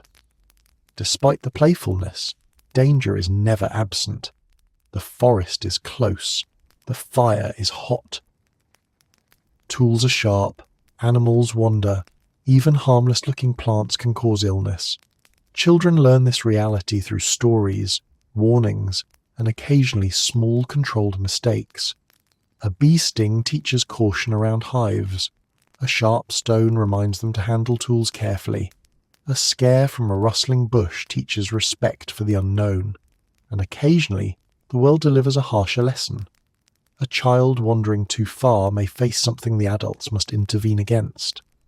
Every member of the group responds instantly to a cry. The urgency is instinctive. Children are the future, the only inheritance a nomadic band truly possesses. Midday, rest. That isn't really rest. After play, exploration and training, children gather near the fire. They eat whatever small snacks gatherers brought back. Berries, nuts, maybe a piece of roasted insect. Adults talk. Elders tell miniature stories. Children drift between conversations and imitation games. It is a fragile, warm bubble of humanity in a harsh landscape, and beneath it all lies the humour of childhood in this era. Childhood is educational, but the tests aren't written on paper. They move, bite, sting, and occasionally roar. While hunters return with meat and gatherers return with plants, another essential engine of the group hums quietly in the background. Tool making. This is not an optional activity. Tools are not accessories. They are the difference between living another day and becoming a footnote in the forest's digestive record. And unlike modern tools, which can be returned, replaced, or clicked into a shopping cart with questionable shipping fees, Paleolithic tools must be created by hand. Painful, repetitive, blood-speckled hand. A workshop without walls. There is no designated workspace, no wooden benches, no tidy shelves, no cheerful signage about workplace safety. Instead, toolmaking happens wherever flat stones, good light, and a patch of ground free from tripping hazards exist. A smooth boulder becomes a workstation. A bare patch of earth becomes a forge of creativity. A fallen log becomes a place to sit while your hands and wrists absorb punishment. People gather raw materials throughout the day, napping stones like flint, chert, or obsidian, hammer stones for striking antler tines used as pressure flakers, strong branches for spear shafts, animal sinew for bindings, bone fragments for needles, awls, and scrapers. Each material has a purpose. Each requires its own methods, and each comes with the guarantee that sooner or later you will hurt yourself using it. Napping, the art of controlled destruction. At the core of toolmaking is napping, the craft of striking stones in a way that shapes them into sharp, purposeful edges. It is equal parts physics, patience, and self-endangerment. A napper holds a stone in one hand and a hammerstone in the other. With a practiced swing, they strike the edge at just the right angle, hoping to remove a flake rather than their fingertip. A good blow produces a curved shard thinner than a fingernail and sharper than any modern kitchen knife. A bad blow produces a dull chip, a cracked core, or a fresh cut on the napper's hand. Blood is considered part of the process. Children and careless adults alike are warned not to walk too close, not because of danger from falling stones, but because stone flakes fly outward with the enthusiasm of shrapnel. A single shard in the eye is the prehistoric equivalent of a career-ending injury. Incremental innovation. Nobody invents a perfect tool in one sitting. Improvements happen slowly over generations. One person figures out a more efficient angle for blades. Another discovers that heated wood bends more easily. Someone else realizes that sinew shrinks as it dries, making bindings tighter. No patents, no prototypes, just practical realization built on the accumulated experiences of thousands before them. Tool shapes become refined. Leaf-shaped spear points for penetration, scrapers for hides, barons for carving grooves, gravers for fine work, awls and needles for stitching clothing. Each tool represents countless attempts, countless failures, countless small victories. Repair, because everything breaks. Tools break constantly. Stone edges chip, shafts split, bindings loosen. Fire hardens tips but also makes them brittle. Dry seasons crack wood, wet seasons soften it. Everything is always on the brink of failing at the worst possible moment. Repair sessions are constant. There is no "we'll fix it later." Later might not exist. A broken spearhead is removed, reshaped and reattached. A cracked scraper is reground until useful again. A bent shaft is straightened with heat and pressure. A dull edge is retouched with a few careful strikes. These repairs happen in a steady rhythm. Tap, adjust, scrape, test, repeat. It is fussy, meticulous work. But it is also calming, a meditative break from the chaos of hunting and gathering. The soundscape of labour. The midday air fills with stone clicking against stone sinew, stretching and tightening, wood being shaved, bones being scraped clean, people muttering curses after missing a strike. These sounds form the soundtrack of human development long before music or language takes on structured form. It is the sound of survival slowly becoming more efficient. Hands that tell story after story. Toolmakers' hands are remarkable. Not soft, not clean, but textured maps of every task they've ever done. Calluses form thick armour. Cuts become scars that tell stories. Fingernails break repeatedly. Knuckles swell from repetitive impacts. If someone in the band has particularly scarred knuckles, that person is usually a good napper. If their fingertips are notched from nicks and slices, they are experienced. If they have all 10 fingers, they're either extremely skilled or extremely lucky. Knowledge passed. Without words. Toolmaking. Knowledge is not taught through lectures. It is shown. Children watch adults striking stones until they can imitate the motion. Elders guide hands, adjust angles, shake heads when a student hits too hard or too softly. Mistakes are obvious. The stone itself gives feedback. If the flake breaks wrong, the lesson is immediate. Trial is the teacher. Error is the tutor. Survival is the final exam. Customization and personal touch tools are personal items. Two hunters may craft similar spear points, but each one reflects the hands that made it. Some toolmakers prefer broader blades for durability. Others prefer thinner ones for speed. Some sharpen obsessively. Others settle for sharp enough to kill something. Probably.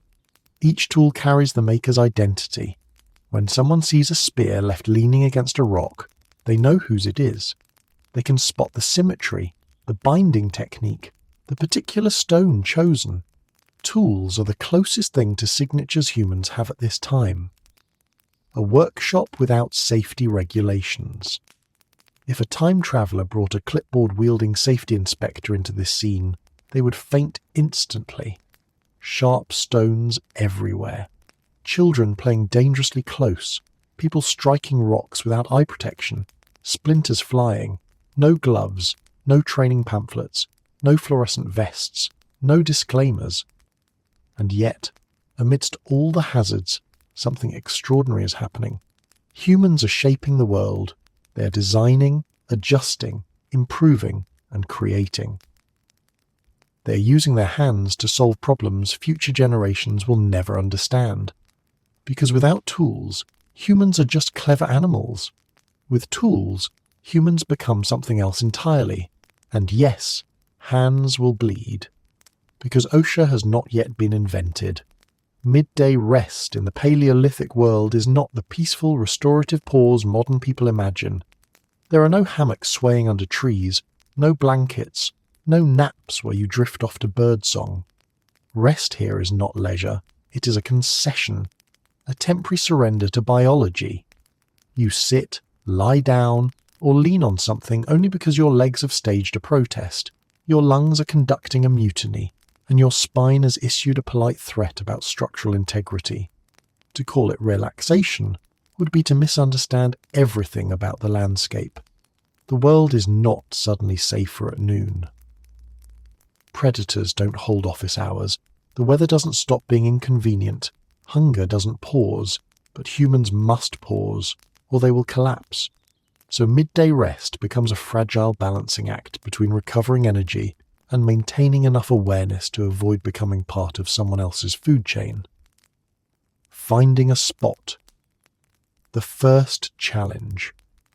Rest begins only after choosing a place that meets several requirements. Clear view of surroundings.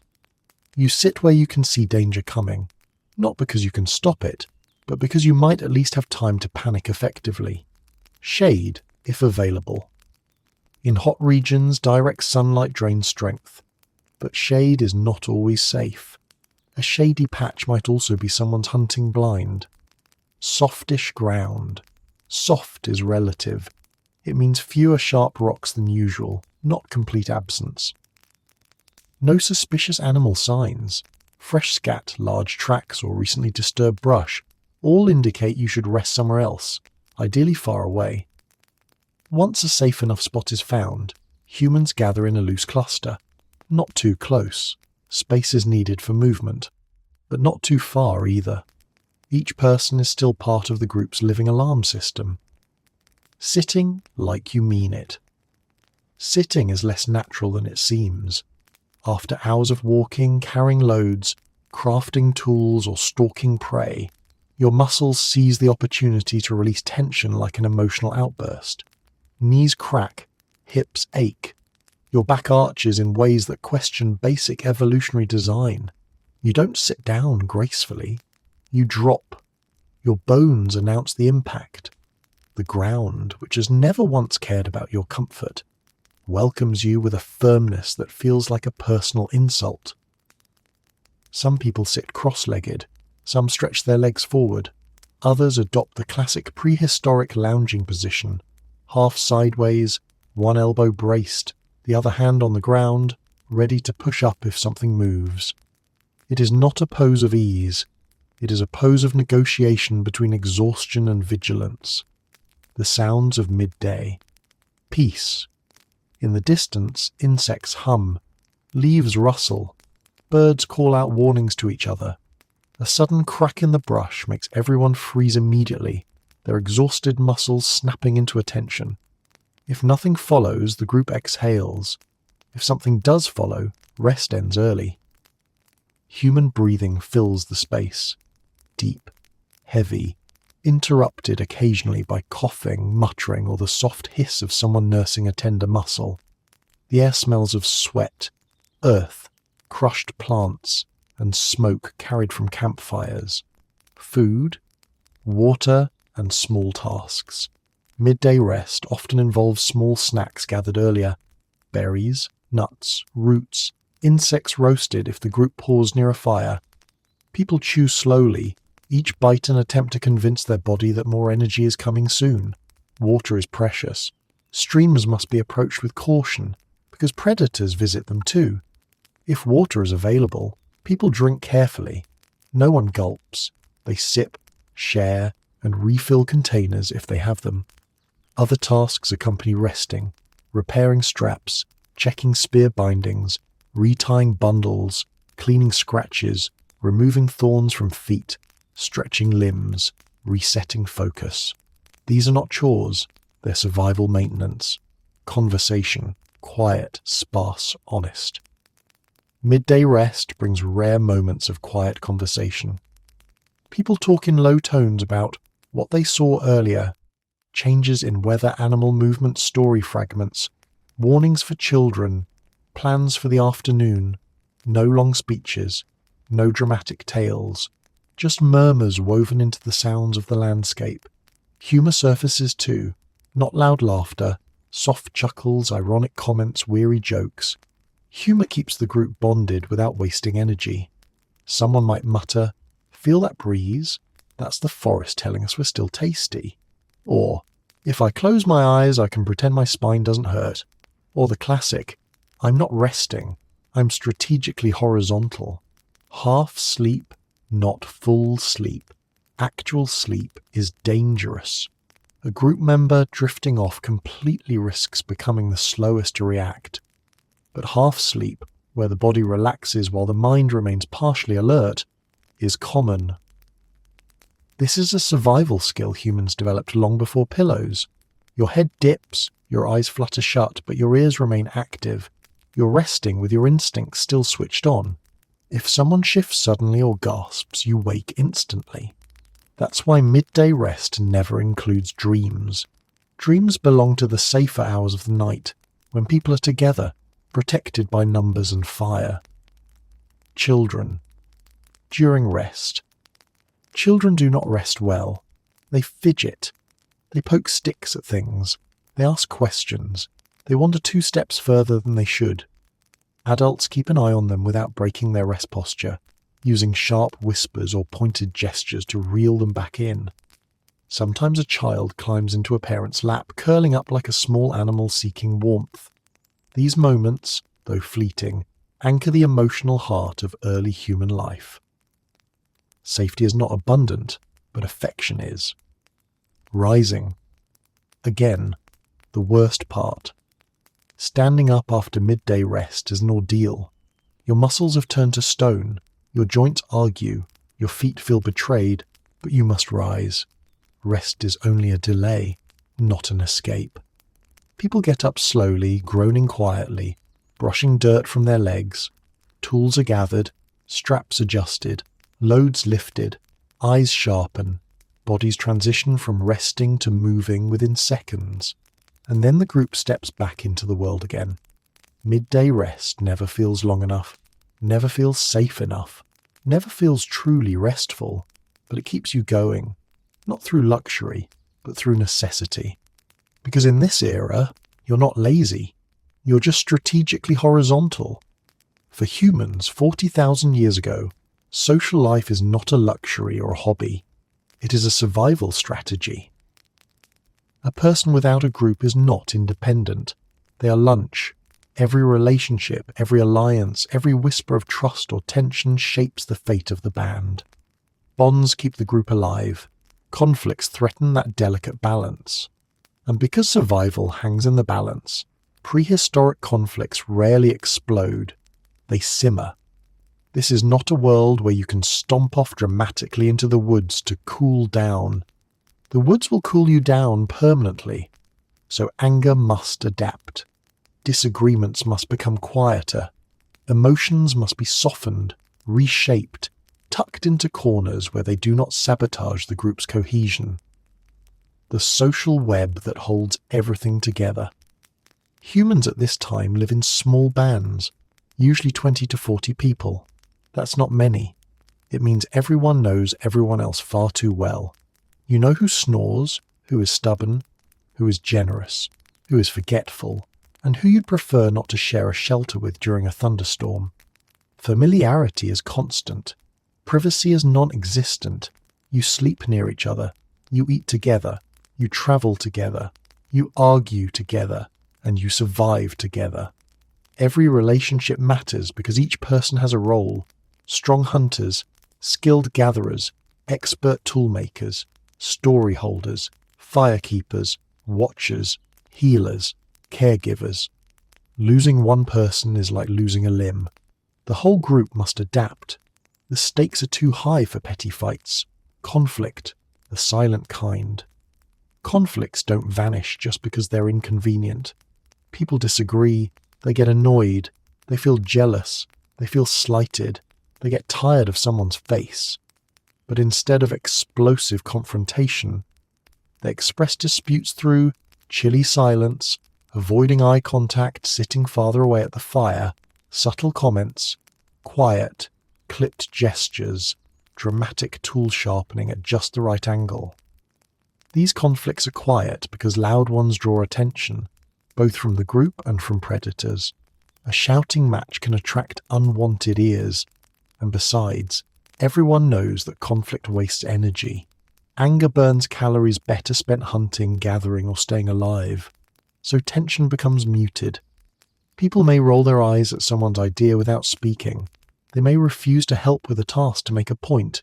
They may step just slightly harder than necessary on a rival's foot when passing.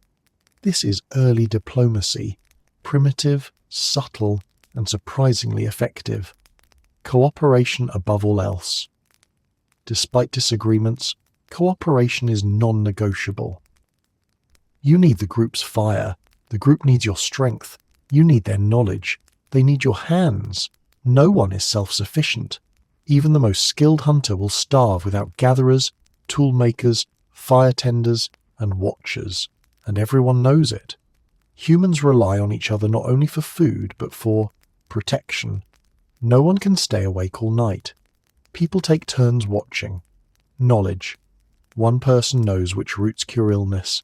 Another knows where the herds migrate. Another knows how to shape stone. Child rearing. Babies are raised by many hands, not just by parents. Care during injury. A sprained ankle or infected wound can kill. The group's help prevents that. In this world, cooperation is not kindness. It's math. Leadership without titles. Leadership is fluid. Nobody wears a crown or sits on a throne of mammoth bones. Influence comes from competence, calmness, and experience, not dominance. A skilled tracker leads during the hunt. A knowledgeable gatherer leads during foraging. An elder leads during storytelling or problem-solving. Leadership changes based on what the group needs. Decisions are made through quiet discussion, not commands. The band talks, debates, gestures, and eventually reaches agreement. Sometimes compromise, sometimes grudging acceptance. Jealousies and frictions. With no privacy, emotions can tangle easily. Two hunters may resent each other's success. A parent may feel protective of their child's safety or opportunities. Someone who works hard may resent someone who seems to work less hard. Romantic tensions exist, but quietly, because drama attracts conflict, and conflict attracts consequences. People feel jealousy, but instead of shouting or breaking up friendships, they channel it into work, throwing themselves into hunting, crafting, or gathering with suspicious enthusiasm. The role of elders and calm elders act as the group's social glue. They remind young hotheads of past mistakes, intervene with a sharp word or strategic cough, tell calming stories, offer wisdom about the last time someone behaved like that, diffuse tension by making situations seem smaller than they feel. Their presence alone stabilizes emotions. Humor, the quiet peacemaker. Humor is essential. Jokes soften tensions. Teasing draws people together. Laughter releases stress. If someone does something foolish, they may hear about it for days, but in a way that reassures them they're still part of the group. A classic remark might be, "You're angry? Good. Save it for the wolves." Or, "If you two fight, who's taking your watch tonight?" Humor prevents small disagreements from turning into big divides. When conflict does erupt, rarely, but inevitably, something boils over. Maybe someone shirked a duty. Maybe they endangered the group. Maybe a decision cost the camp food.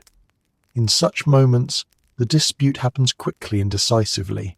Raised voices, brief, shoving, possible, resolution, mandatory. The group cannot tolerate long-term fractures. After the conflict, the involved parties must reconcile, through apology, through work, or through shared responsibility. Because in the Paleolithic world, you cannot stay angry forever. You cannot isolate yourself.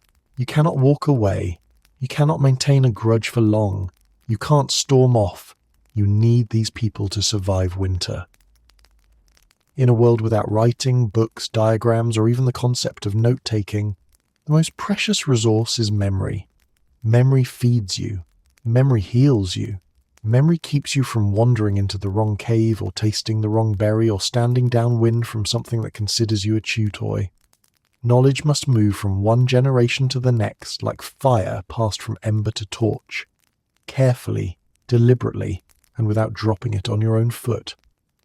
Teaching is not compartmentalized into lessons or school time.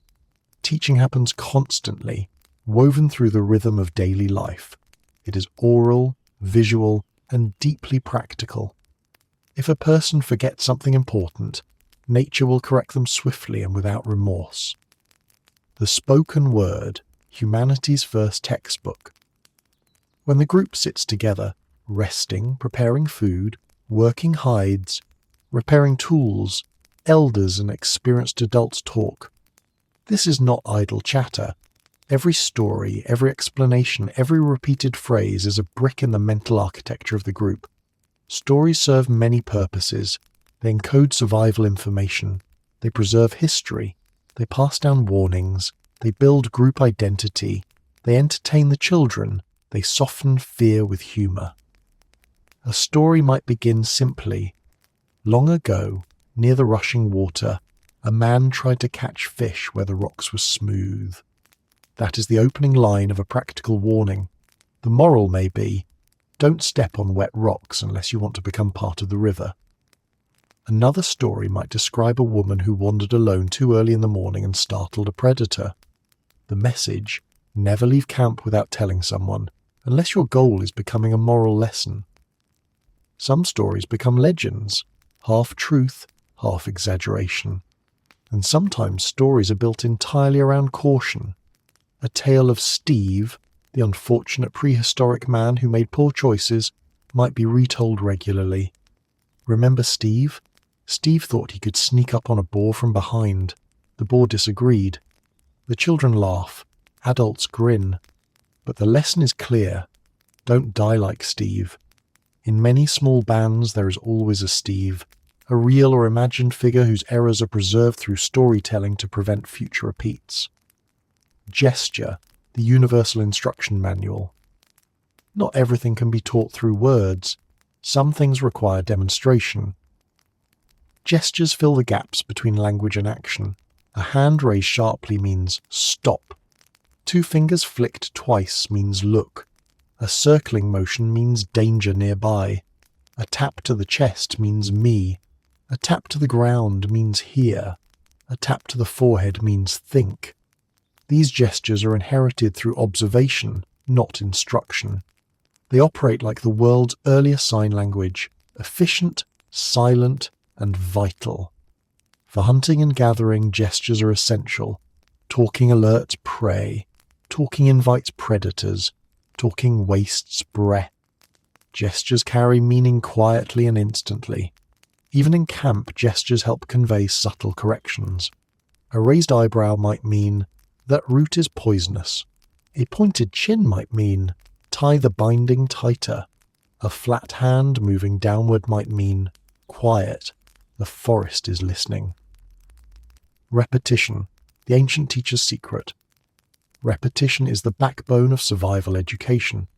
You cannot afford to forget which plants cause illness, or which cave belongs to a territorial animal with bad manners.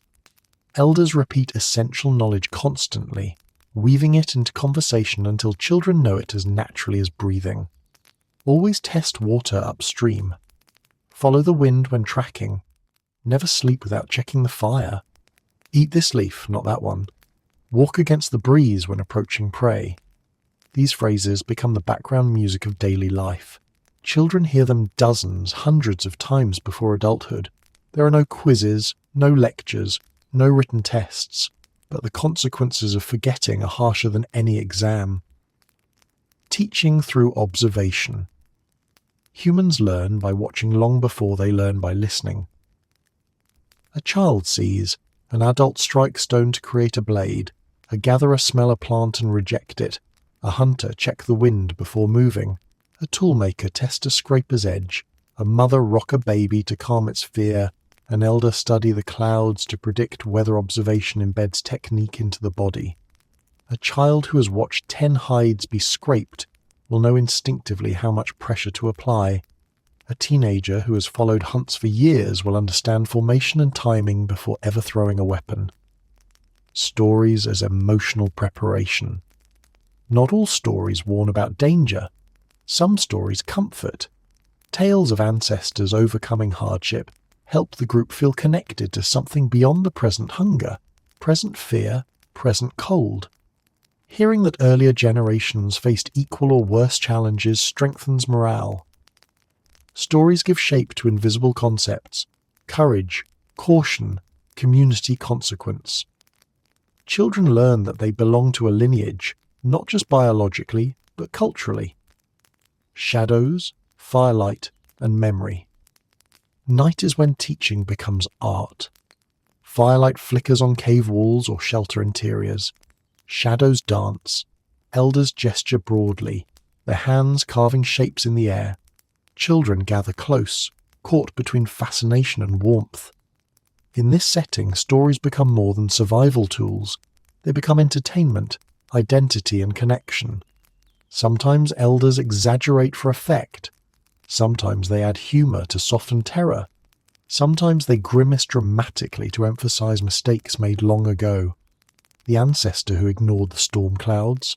Lightning taught him quickly. The one who thought he could outrun the cat? He became part of the cat's story. Firelight makes these moments magical, embedding images deep into memory. Knowledge that must never be lost. Every story, every gesture, every repeated phrase is a link in the chain that keeps the group alive. Forgetting is not a small error, it is a danger that spreads. If someone forgets a key rule, that ignorance may cost not only their life, but the lives of others. So knowledge is passed constantly. In the morning, at midday, during rest, on the walk home, at the evening fire, through jokes, through warnings, through tales of Steve and all the other Steves who came before humans survive because they remember. Humans thrive because they teach. And humans teach through stories. Stories that blend humor, fear, wisdom, and the simple plea, learn this so you don't die like Steve. Long before humans discover agriculture, metal, written language, or the concept of maybe we shouldn't eat that mushroom, they discover something else, the urge to create meaning. Art is not a luxury born from leisure, it is an instinct, a spark inside the mind that refuses to stay invisible. Even in a world defined by hunger, danger, and survival, humans reach for beauty, symbolism, expression. They make marks on stone long before they make pants to cover themselves. Priorities, evidently, are eternal, where the art happens. Art does not happen everywhere. It appears in chosen places, spaces that feel important, sacred, private, or powerful. These may be deep cave chambers illuminated by fire, sheltered rock walls, smooth river stones, animal bones cleaned and polished. Bodies, faces, arms, chests transformed into moving canvases. These are the earliest galleries in human history, curated not by style or fame, but by instinct. This is a good place to leave something behind. Cave paintings, the first murals. Inside caves, humans create images with pigments made from crushed minerals, charcoal, ochre and clays mixed with animal fat or water. Red ochre paints dominate the palette, not because red is the only colour they can make, but because red, like blood, feels powerful, alive, significant. The themes of cave paintings are not random. They reflect what matters. Animals hunted for food, animals feared for survival, herd migrations, ritual scenes, handprints, geometric patterns, mysterious symbols whose meanings we can only guess. When a human presses their hand against stone and blows pigment around it, leaving behind a negative imprint, they are whispering across time, "I was here." The images glow in firelight, shifting, flickering, alive. It transforms a cave into a theatre of memory, experience, and interpretation. Why make art? Art fulfills several needs: practical, emotional, spiritual.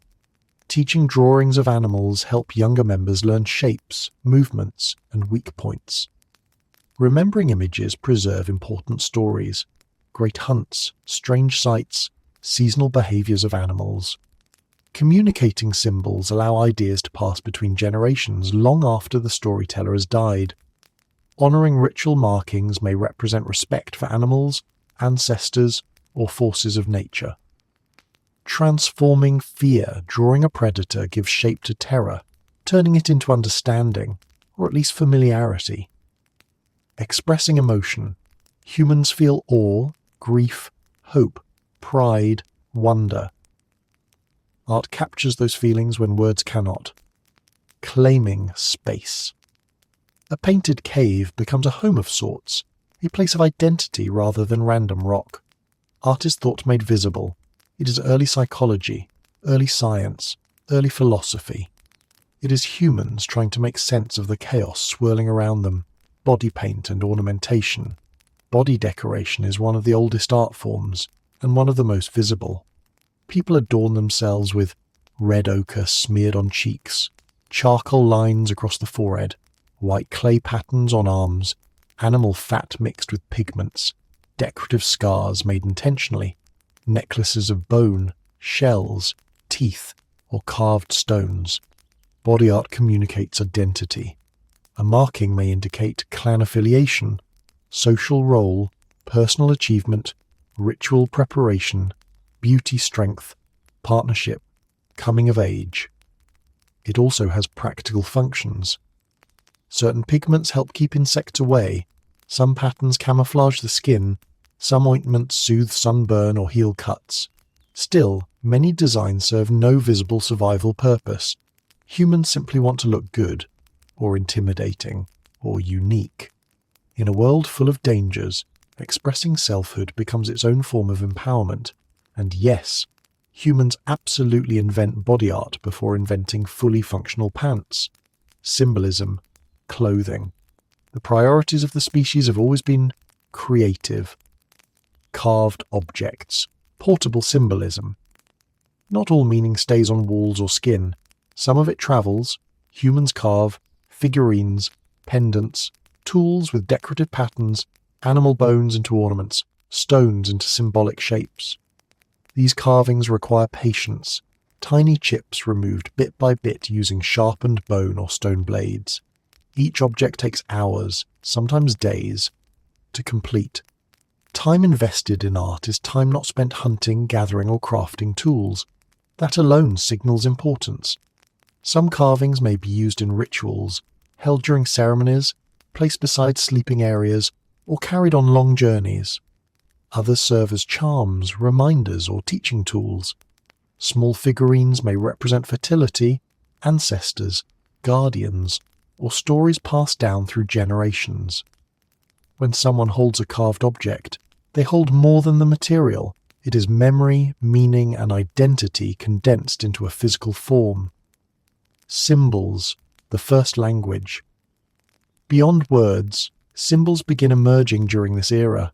Repeated shapes, lines, dots, spirals, crosshatch patterns, and abstract designs. These symbols are not merely decorative, they are ideas encoded visually. A double line carved onto a stone might represent water. A triangle may represent a mountain. A cluster of dots may indicate a herd or a dangerous area. We cannot translate all of these early symbols, but their consistency across regions suggests a shared system of meaning, an early cognitive revolution where humans begin to think in abstract concepts. Art as a social experience art is not always solitary. People gather to watch someone carve or paint. Children ask questions. Adults comment, advise, joke, or gently critique. Elders tell stories as images take shape. The act of creating becomes a communal ritual. It bonds people together, reduces tension, and strengthens culture. When a newly painted figure appears on a cave wall, the group may admire it, Touch it respectfully, or sit in silence absorbing its presence. Art becomes a shared reference point, a visual anchor for stories and identity. Meaning that outlives the artist. The most profound aspect of Paleolithic art is its endurance. These early humans do not know that their paintings and carvings will last tens of thousands of years. They are not trying to impress the future. They create meaning because meaning helps them live. Still, something within them understands that a mark on stone can outlast memory, that an image can travel farther than footsteps. That symbolism is a bridge across time. Art becomes the first form of immortality, the earliest whisper of culture saying, "We were here, we lived, we thought, we created, we mattered." And yes, before pants, before pottery, before agriculture, humans picked up pigment and stone and carved their inner world onto whatever surface would hold still long enough. As the sun dips and the air cools, the group gathers around the heart of camp, the fire. This is not mere warmth. This is the center of social life, safety, and nourishment. And tonight, if the day's efforts have succeeded, there is food to distribute. Evening food distribution is less like dinner and more like an ancient ritual, structured, meaningful, and governed by rules so deeply ingrained that breaking them would feel like breaking the fire itself. Everyone in the group knows how this works. Nobody writes laws, but the rules are carved into the culture through practice, memory, and necessity. Who gets to eat first? The order is not random. It reflects the group's values: care, contribution, continuity. 1. Children eat first, not because they're adorable, though that helps, but because they are the group's future. A hungry child becomes a weak adult. A weak adult becomes a burden. A burden jeopardizes survival. Feeding children is feeding the next generation of hunters, gatherers, toolmakers, and storytellers. 2. Pregnant or nursing women eat next. The group invests heavily in the survival of its youngest members, especially those not yet born. These women carry tomorrow, literally, and giving them prime portions helps ensure mother and infant thrive. 3. The injured or ill follow. Weakness spreads consequences. A wounded hunter or gatherer healed today becomes useful tomorrow. Neglect them, and the entire group suffers later. 4. Elders receive respected portions. Elders hold knowledge older than anyone's memory. They know where rivers flood, where predators roam, which plants cure infections, where shelters can be built, and what mistakes were made generations earlier. Their survival is wisdom preserved. 5. Then the adults who work the hardest today. Hunters, gatherers, firekeepers, toolmakers, those whose labour produced or protected the food now being shared. The system is not fair in a modern sense, but it is profoundly fair in a survival sense. And hovering quietly underneath all this order is a simple truth. Equality matters, except when the hunter's watching. If a hunter sees you grab a suspiciously large piece before the children have eaten, prepare to feel the weight of 1,000 years of social disapproval, and possibly the sharp side of a glare so powerful it could skin an animal on its own. Preparing the food. Before distribution, someone must cook or prepare the meal. This job is not assigned. It is inherited through practice. People with steady hands and good instincts handle the meat. Those with knowledge of herbs and plants choose what to add. Water must be boiled. Fat must be managed carefully. Overcooking wastes energy. Undercooking risks illness. There is no elaborate seasoning, but there is technique. Meat roasted slowly over coals, tubers baked in the ashes, small insects toasted for crunch, broth simmered from leftover bones. The smell of cooking spreads through camp, thick and reassuring. Hunger sharpens attention. Children hover near the fire, pretending not to be excited while definitely being excited. The distribution itself. When the food is ready, the group moves into a loose but familiar arrangement. People sit in a circle, not for aesthetics, but because it keeps everyone visible. The sharer, usually someone trusted and neutral, begins dividing. Cuts of meat are portioned by size, fat, content. Nutritional value, the needs of specific individuals. Nobody snatches. Nobody lunges. Food is not grabbed. It is received. This ceremony reinforces trust. A band cannot function if members worry about theft during mealtime. The psychology of sharing. Giving food is not merely generosity. It is investment. You feed others because you need them strong tomorrow. You feed the weak because their recovery safeguards the group. You feed the hunters because they bring meat. You feed the gatherers because they bring plants. You feed the elders because they bring wisdom. You feed the children because they are the future. This is not charity. It is strategy. Shared food sustains shared survival. Watching, judging, laughing. Even in this structured environment, humour sneaks in. When someone receives the largest cut, a friend might mutter, "Nice piece, must be the fire's favourite." Or if someone tries to appear modest while eyeing the fattiest portion, "Take it. We all saw you looking at it like it owes you something." But jokes are gentle. The evening meal is a time of unity, not division. Even when teasing arises, it's meant to reinforce bonds, not break them.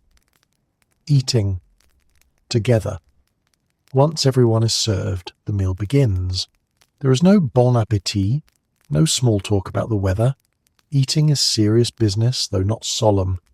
People chew with concentration, conserving energy. Conversation happens in short bursts. News from around camp, observations from the day, predictions for tomorrow. Children ask questions, adults answer between bites. Elders comment on the taste, invoking memories of other meals, other hunts, other years when food was scarce or abundant. Firelight reflects in everyone's eyes. The crackle of burning wood merges with soft chewing and quiet voices. For a few precious moments, harmony settles over the group like a warm hide. Leftovers and future planning. After eating, bones are saved for tools or broth. Fat is reserved for later cooking. Hides undergo further scraping, sinew dries for future binding. Tiny scraps go to children or dogs, if present. Every resource continues its journey into usefulness. Nothing is wasted because waste is danger disguised as carelessness. Why this system endures. Evening distribution is the social glue of early humanity. It keeps resentment low, fairness high, and survival stable. It prevents hoarding. It prevents chaos. It ensures stronger members don't monopolize food, and weaker members don't fade. Most importantly, it reinforces the truth that has defined the species from the beginning. No one survives alone. Everyone survives together. And yet, as resources are passed, and eyes watch portions closely, and someone subtly ensures the children get a bit extra, there's always one more quiet reminder. Equality matters, except when the hunter's watching. Night approaches with the same slow certainty it has carried for millions of years. The sky dims, shadows stretch, the air cools, and with every passing minute the camp transforms. Day is a time for movement and work. Night is a time for vigilance and strategy. The difference between the two is simple. During the day, danger wanders. During the night, danger hunts. Preparing for night is not merely a routine, it is a ritual. A series of practiced actions that determine whether you sleep safely or whether something with claws and excellent night vision decides to visit. Strengthening the shelter. The first task is reinforcing shelter. A Paleolithic shelter is not a house, more like an argument with the weather that you hope to win. Its walls are a mixture of interwoven branches, stacked brush, thick hides, stones to weigh down edges, mud packed into gaps. Throughout the day, wind and movement chip away at it. Now, as the light fades, everyone checks for weaknesses. A loose hide flap is retied. A leaning support branch is wedged more firmly into the ground. A gap between stones is filled with debris. Even small holes matter. Predators test weakness like opportunistic engineers. The shelter does not become impenetrable. It becomes slightly less inviting to anything considering you as prey. Feeding the fire. The fire is already alive from earlier, but night demands strength, not flickers. People gather fuel, whatever is left from the day's stash, and place it nearby. Larger logs go on first, then smaller sticks to ensure the flame remains active. Fire is the closest thing these humans have to a security system. Its crackle sends a message. We are here, we are awake, and we are not easy prey tonight.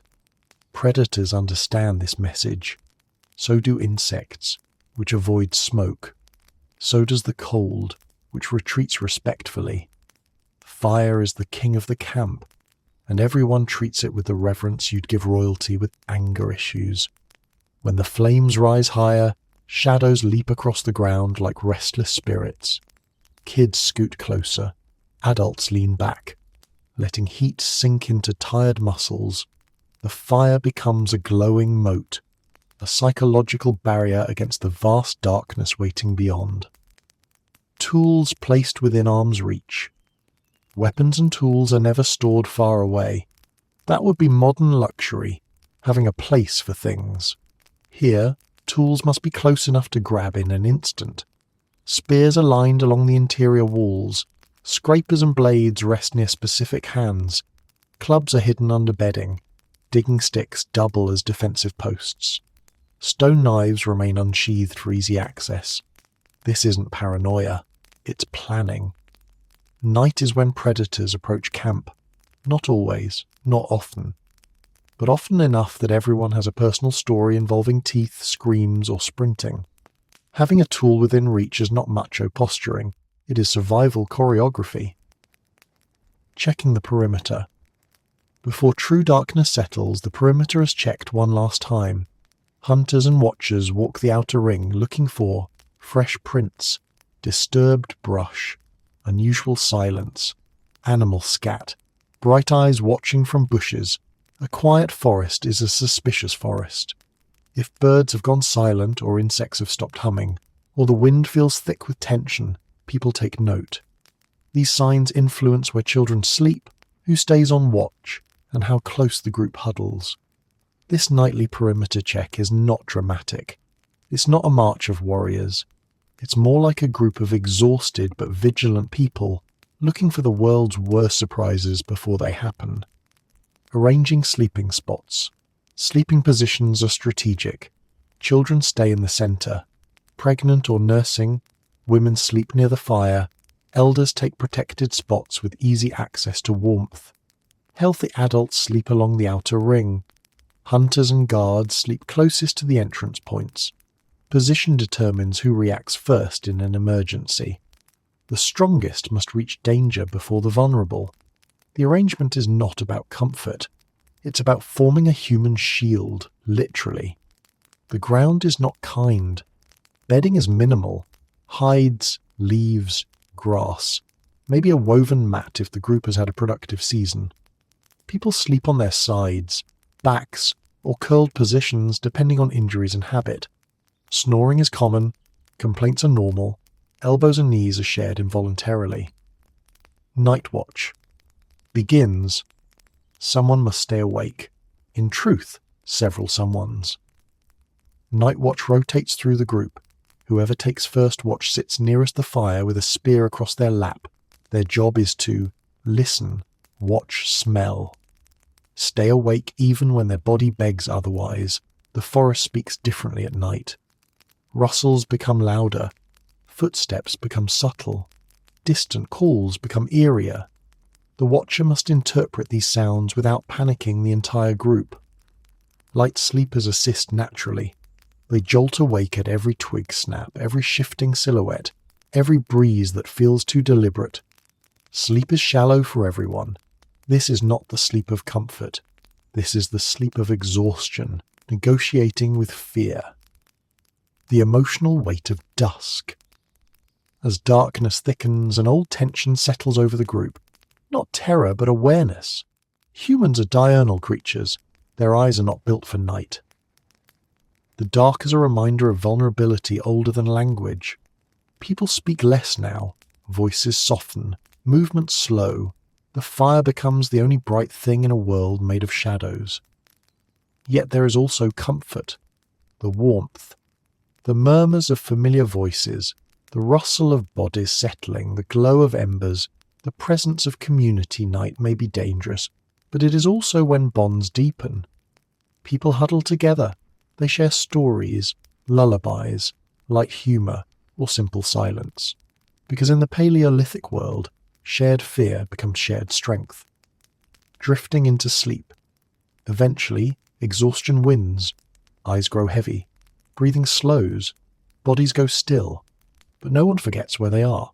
Even in dreams, instincts linger. Night here is not abstract. It is not poetic. It is a territory ruled by unseen hunters, shifting shadows, and predators whose footsteps do not warn. This is bedtime, but one where stories are whispered with eyes open, and the monsters aren't imaginary. Bedtime routine, but the monsters are real. When night fully settles over the Paleolithic world, a transformation takes place. The darkness is not merely an absence of light, it's a presence. It presses against the edges of the camp, thick and heavy, vibrating with sounds that daylight kept polite and distant. In this darkness, humans are no longer top contenders.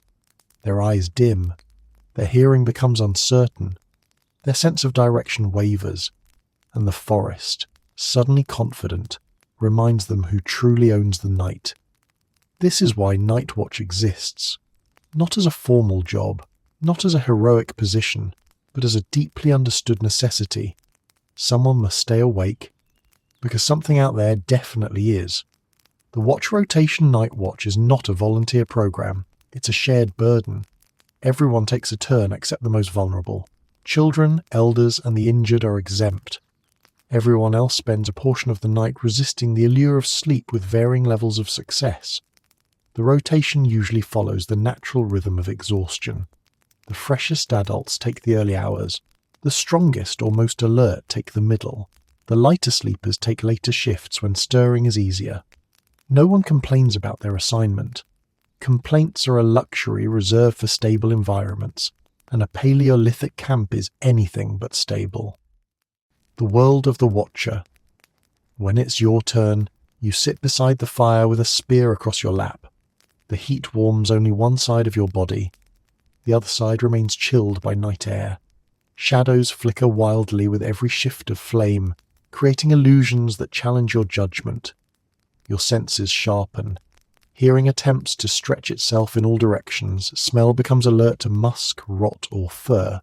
Sight struggles, catching hints of movement where none exist. Instinct buzzes constantly, evaluating each sound. The forest is loud in its own way. Owls call, insects thrum, a breeze rustles leaves. Yet beneath the normal noise lurks a deeper tension, sounds that weren't present in daylight. A soft snap of a twig, a shuffle in the underbrush, a low, distant growl. Sometimes the forest exhale shifts in a way that makes every hair on your arms rise. Most of these sounds are harmless, some are not. But you must treat each one as a potential threat, because ignoring the wrong sound is the kind of mistake nature punishes immediately and without sentiment. The fire, friend and responsibility. The fire's brightness is both comfort and challenge. It wards off predators that dislike heat or light, but its flicker also blinds the watcher to what lies beyond it. Look too long into the flames and you'll lose the ability to read the darkness behind them. So watchers sit slightly to the side, letting their eyes adjust. They feed the fire strategically. Add large logs for long burns. Add dry brush to spark brightness. Adjust coals to maintain heat. If the fire weakens, predators grow bold. If it grows too high, sparks draw attention. Maintaining fire becomes its own form of vigilance. Fighting sleep. The hardest enemy is not a predator. It's exhaustion. The human brain is persuasive when tired. Thoughts drift. The warmth of the flames blends with the heaviness of your eyelids. Your head dips forward. An instinct jerks you awake before it touches your chest. You try. Deep breaths, shifting your posture, pinching your own leg, standing for a moment, whispering quietly to stay alert. Anything to keep consciousness from slipping. Sleep is not forbidden, but it's dangerous. Fall asleep on watch, and the consequences may be felt by everyone else long before you wake. This is where humour comes in. Sometimes, as a watcher fights sleep, someone from the group murmurs groggily, "Don't fall asleep, unless you want to meet whatever's watching us." It's a joke, and not a joke. Not all dangerous teeth predators are one threat. But Night Watch also guards against sudden temperature drops, shifting weather embers drifting towards shelter materials, animals trampling camp accidentally, wandering humans, sleepwalkers, confused elderly, restless children, the fire dying too quickly, strange noises that signal unsettled wildlife. The Watcher becomes a caretaker of the entire camp, fire tender, weather analyst, pattern observer, emergency responder, and alarm system. Moments of stillness. Despite the weight of responsibility, there are serene moments too. Times when the stars spread across the sky in impossible clarity. Times when the moon casts a silver glow on the earth. Times when night birds sing, and the forest seems calm and ancient rather than threatening. In these moments, the Watcher becomes one of the oldest forms of humanity, a guardian seated before fire and darkness, bridging the fragile line between safety and the wild unknown. Yet even then, the Watcher does not relax fully. Peace is a pleasant illusion, but an illusion nonetheless. When something approaches, occasionally danger does come. Perhaps a predator circles the perimeter, its eyes glinting faintly. Perhaps a herd animal strays too close and snorts defensively. Perhaps a pack of scavengers test the camp's resolve. When this happens, the Watcher must alert others with quiet urgency, raise their weapon, feed the fire, or wave torches, judge whether the threat is serious. Stand ground without provoking foolish conflict. Humans are brave, but not reckless. They understand the difference between defending and inviting disaster. Sometimes the threat retreats, sometimes it lingers, sometimes it must be deterred loudly enough to wake half the camp. No matter the outcome, the Watcher's heart takes a long time to settle afterward. Relief and transition. Eventually, another group member stirs, stretches, and approaches to take the next shift. The exchange is brief. A nod, a gesture, a soft word. The departing Watcher crawls back to their sleeping place, body heavy, mind taut, trying to relax without fully dropping vigilance. Even while drifting into sleep, they keep one ear open. Because everyone knows the truth. Night belongs to the darkness. Survival belongs to those who respect it. And in this world, sleep may be optional, but survival is absolutely not. Darkness settles like a living thing, thick and unmoving, turning the world into a vast unknown that the human mind is absolutely not designed to handle calmly. The day had structure, tasks, goals, movement, purpose, but night offers no instructions. It offers only sounds, and the human brain, brilliant as it is, interprets every single one of those sounds as a personal attack. If sunset introduces vulnerability, then full darkness introduces imagination.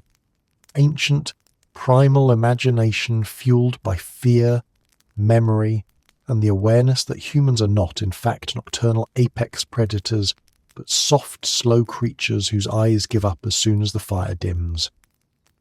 Night is when the forest stops pretending to be polite.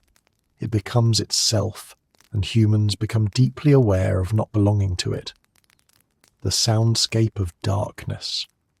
During the day, sounds have names.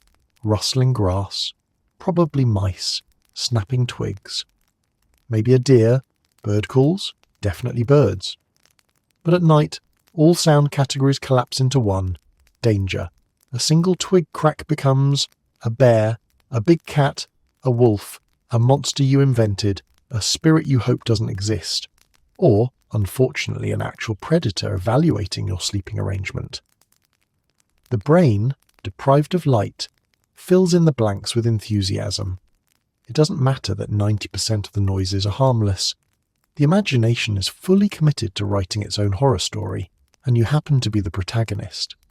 Even the harmless noises, wind brushing leaves, water flowing, insects chirping, feel loaded with intention. A distant howl can freeze your bones. A sudden silence can tighten every muscle. Because if the forest goes quiet, something big has entered the conversation. Fear as a survival tool.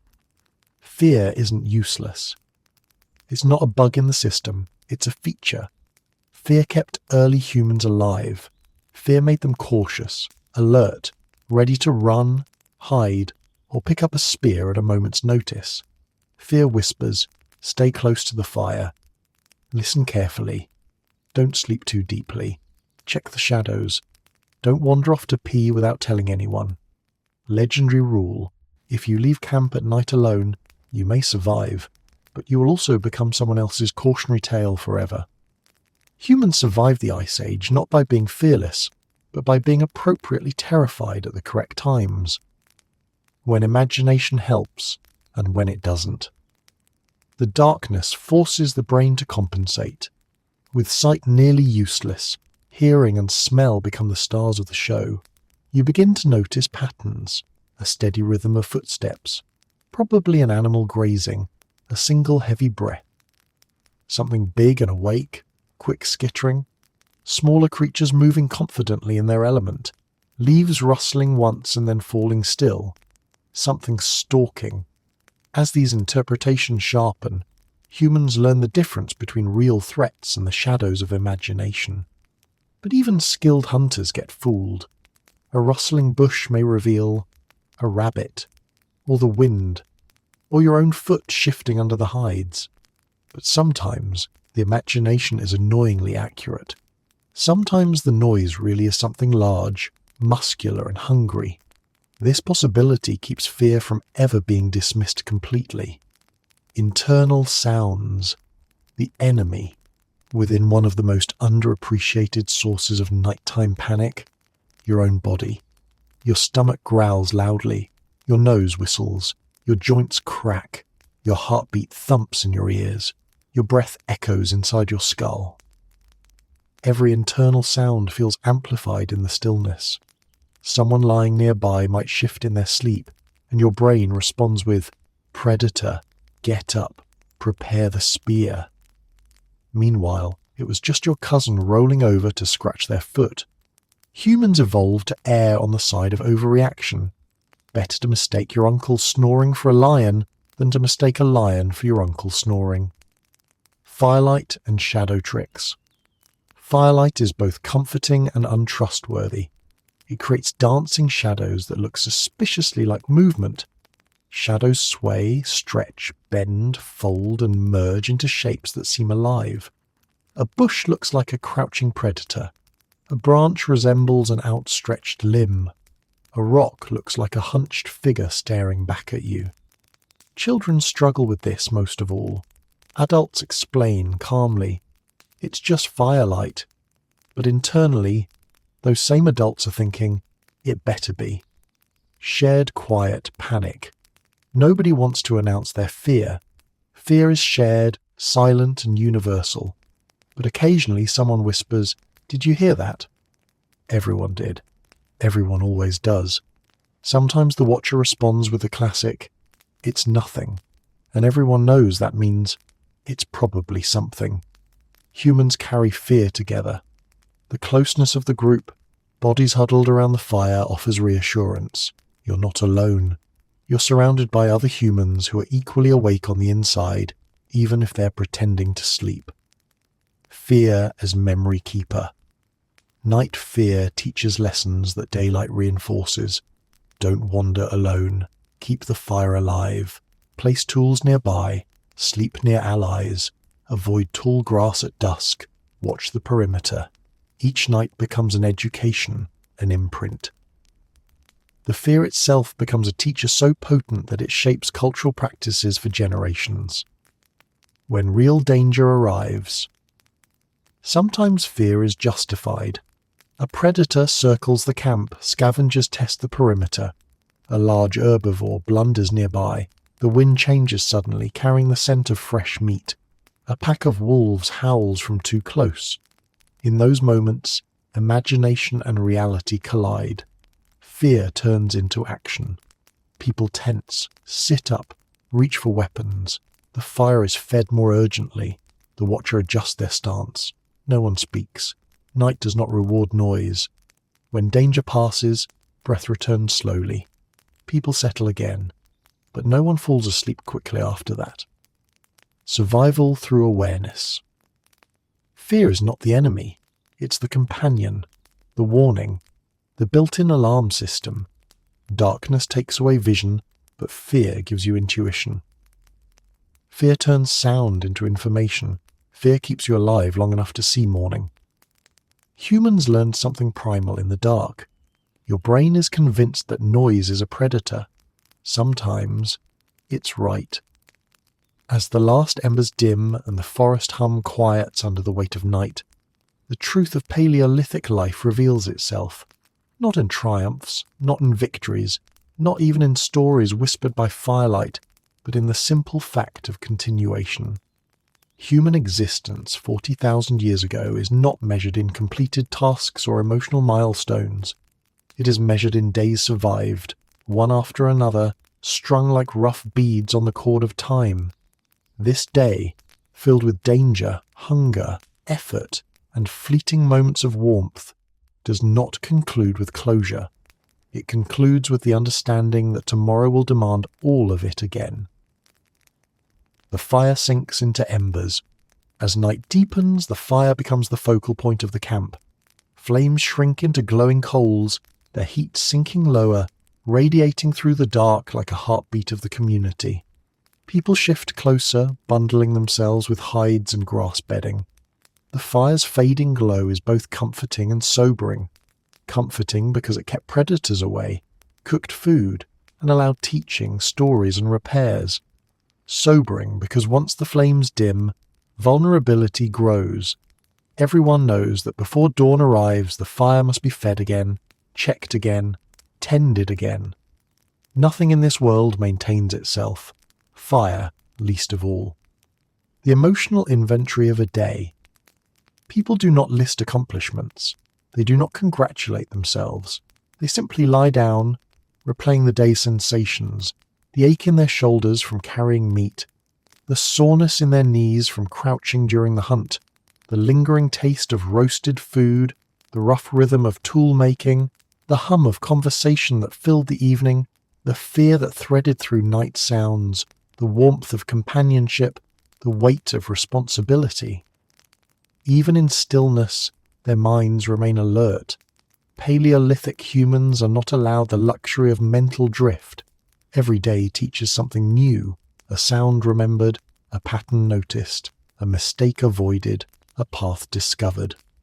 No idea of relaxation, only cycles. In modern terms, rest implies recovery, but here, rest is simply the absence of motion. Not because the day is over, but because the body refuses to continue.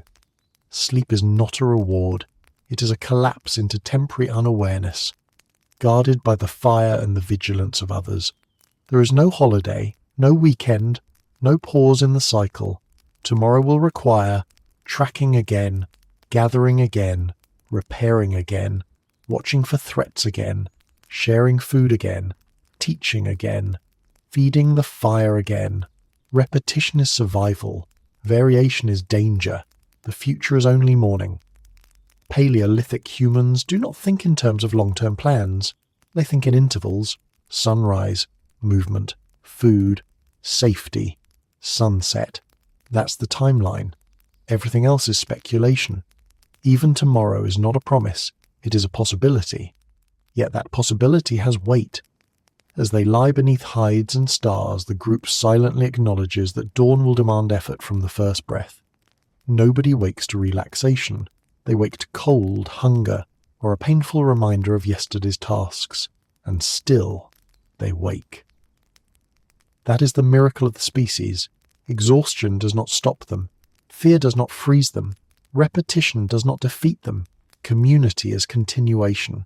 If there is meaning to the day, it lies in the community itself, in the shared work, not the outcome, in the shared fear, not the resolution, in knowing that someone watched the fire while you slept, and you will watch the fire when someone else sleeps. Humans are not solitary by nature. They are collaborative by necessity. The group is the unit that survives, not the individual. And so, every day's ending feels less like a personal accomplishment and more like a collective exhale. Tonight, children curl into warmth in the centre. Elders pull hides tighter around aching joints. Hunters rest weapons beside their hands. Gatherers sleep near baskets of tomorrow's work. The watcher listens, breath held, for threats they hope not to hear. Each person contributes to the fragile architecture of safety. Survival is a shared project, the uncertainty that never leaves. The biggest truth of Paleolithic life is that uncertainty is the constant companion, not a philosophical idea, an ever-present fact. A single storm can scatter game animals for weeks. A sick child can drain the group's energy. A predator's presence can transform the landscape of danger instantly. Tomorrow holds no guarantees. The forest may be generous, it may be cruel, it may be empty, it may be full of opportunity. But humans will meet it the same way they have met every day before, with grit, instinct, and the willingness to try again. Small joys hold the world together. Despite hardship, there are joys. Simple ones. The first warm bite of cooked food, a child's laughter by the fire, a successful tool that fits perfectly in hand, a moment of calm where the forest hums without threat, a story that lightens fear with humour, a familiar face across the firelight. These moments do not erase the difficulty of life, but they soften it. They give meaning to the repetition. The good news and the bad news. As the camp finally settles into fitful sleep, one truth wraps around them like the hide blankets. The good news? You survived today. The hunger didn't win. The predators didn't win. The cold didn't win. Fear didn't break you. You lived through another day in a world doing everything it can to stop you. The bad news? Tomorrow looks exactly the same.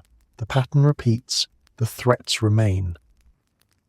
The forest waits with the patience of a world that does not care whether you rise or fall. But the humans care, and that caring, shared, stubborn, exhausting, is what carries them into tomorrow.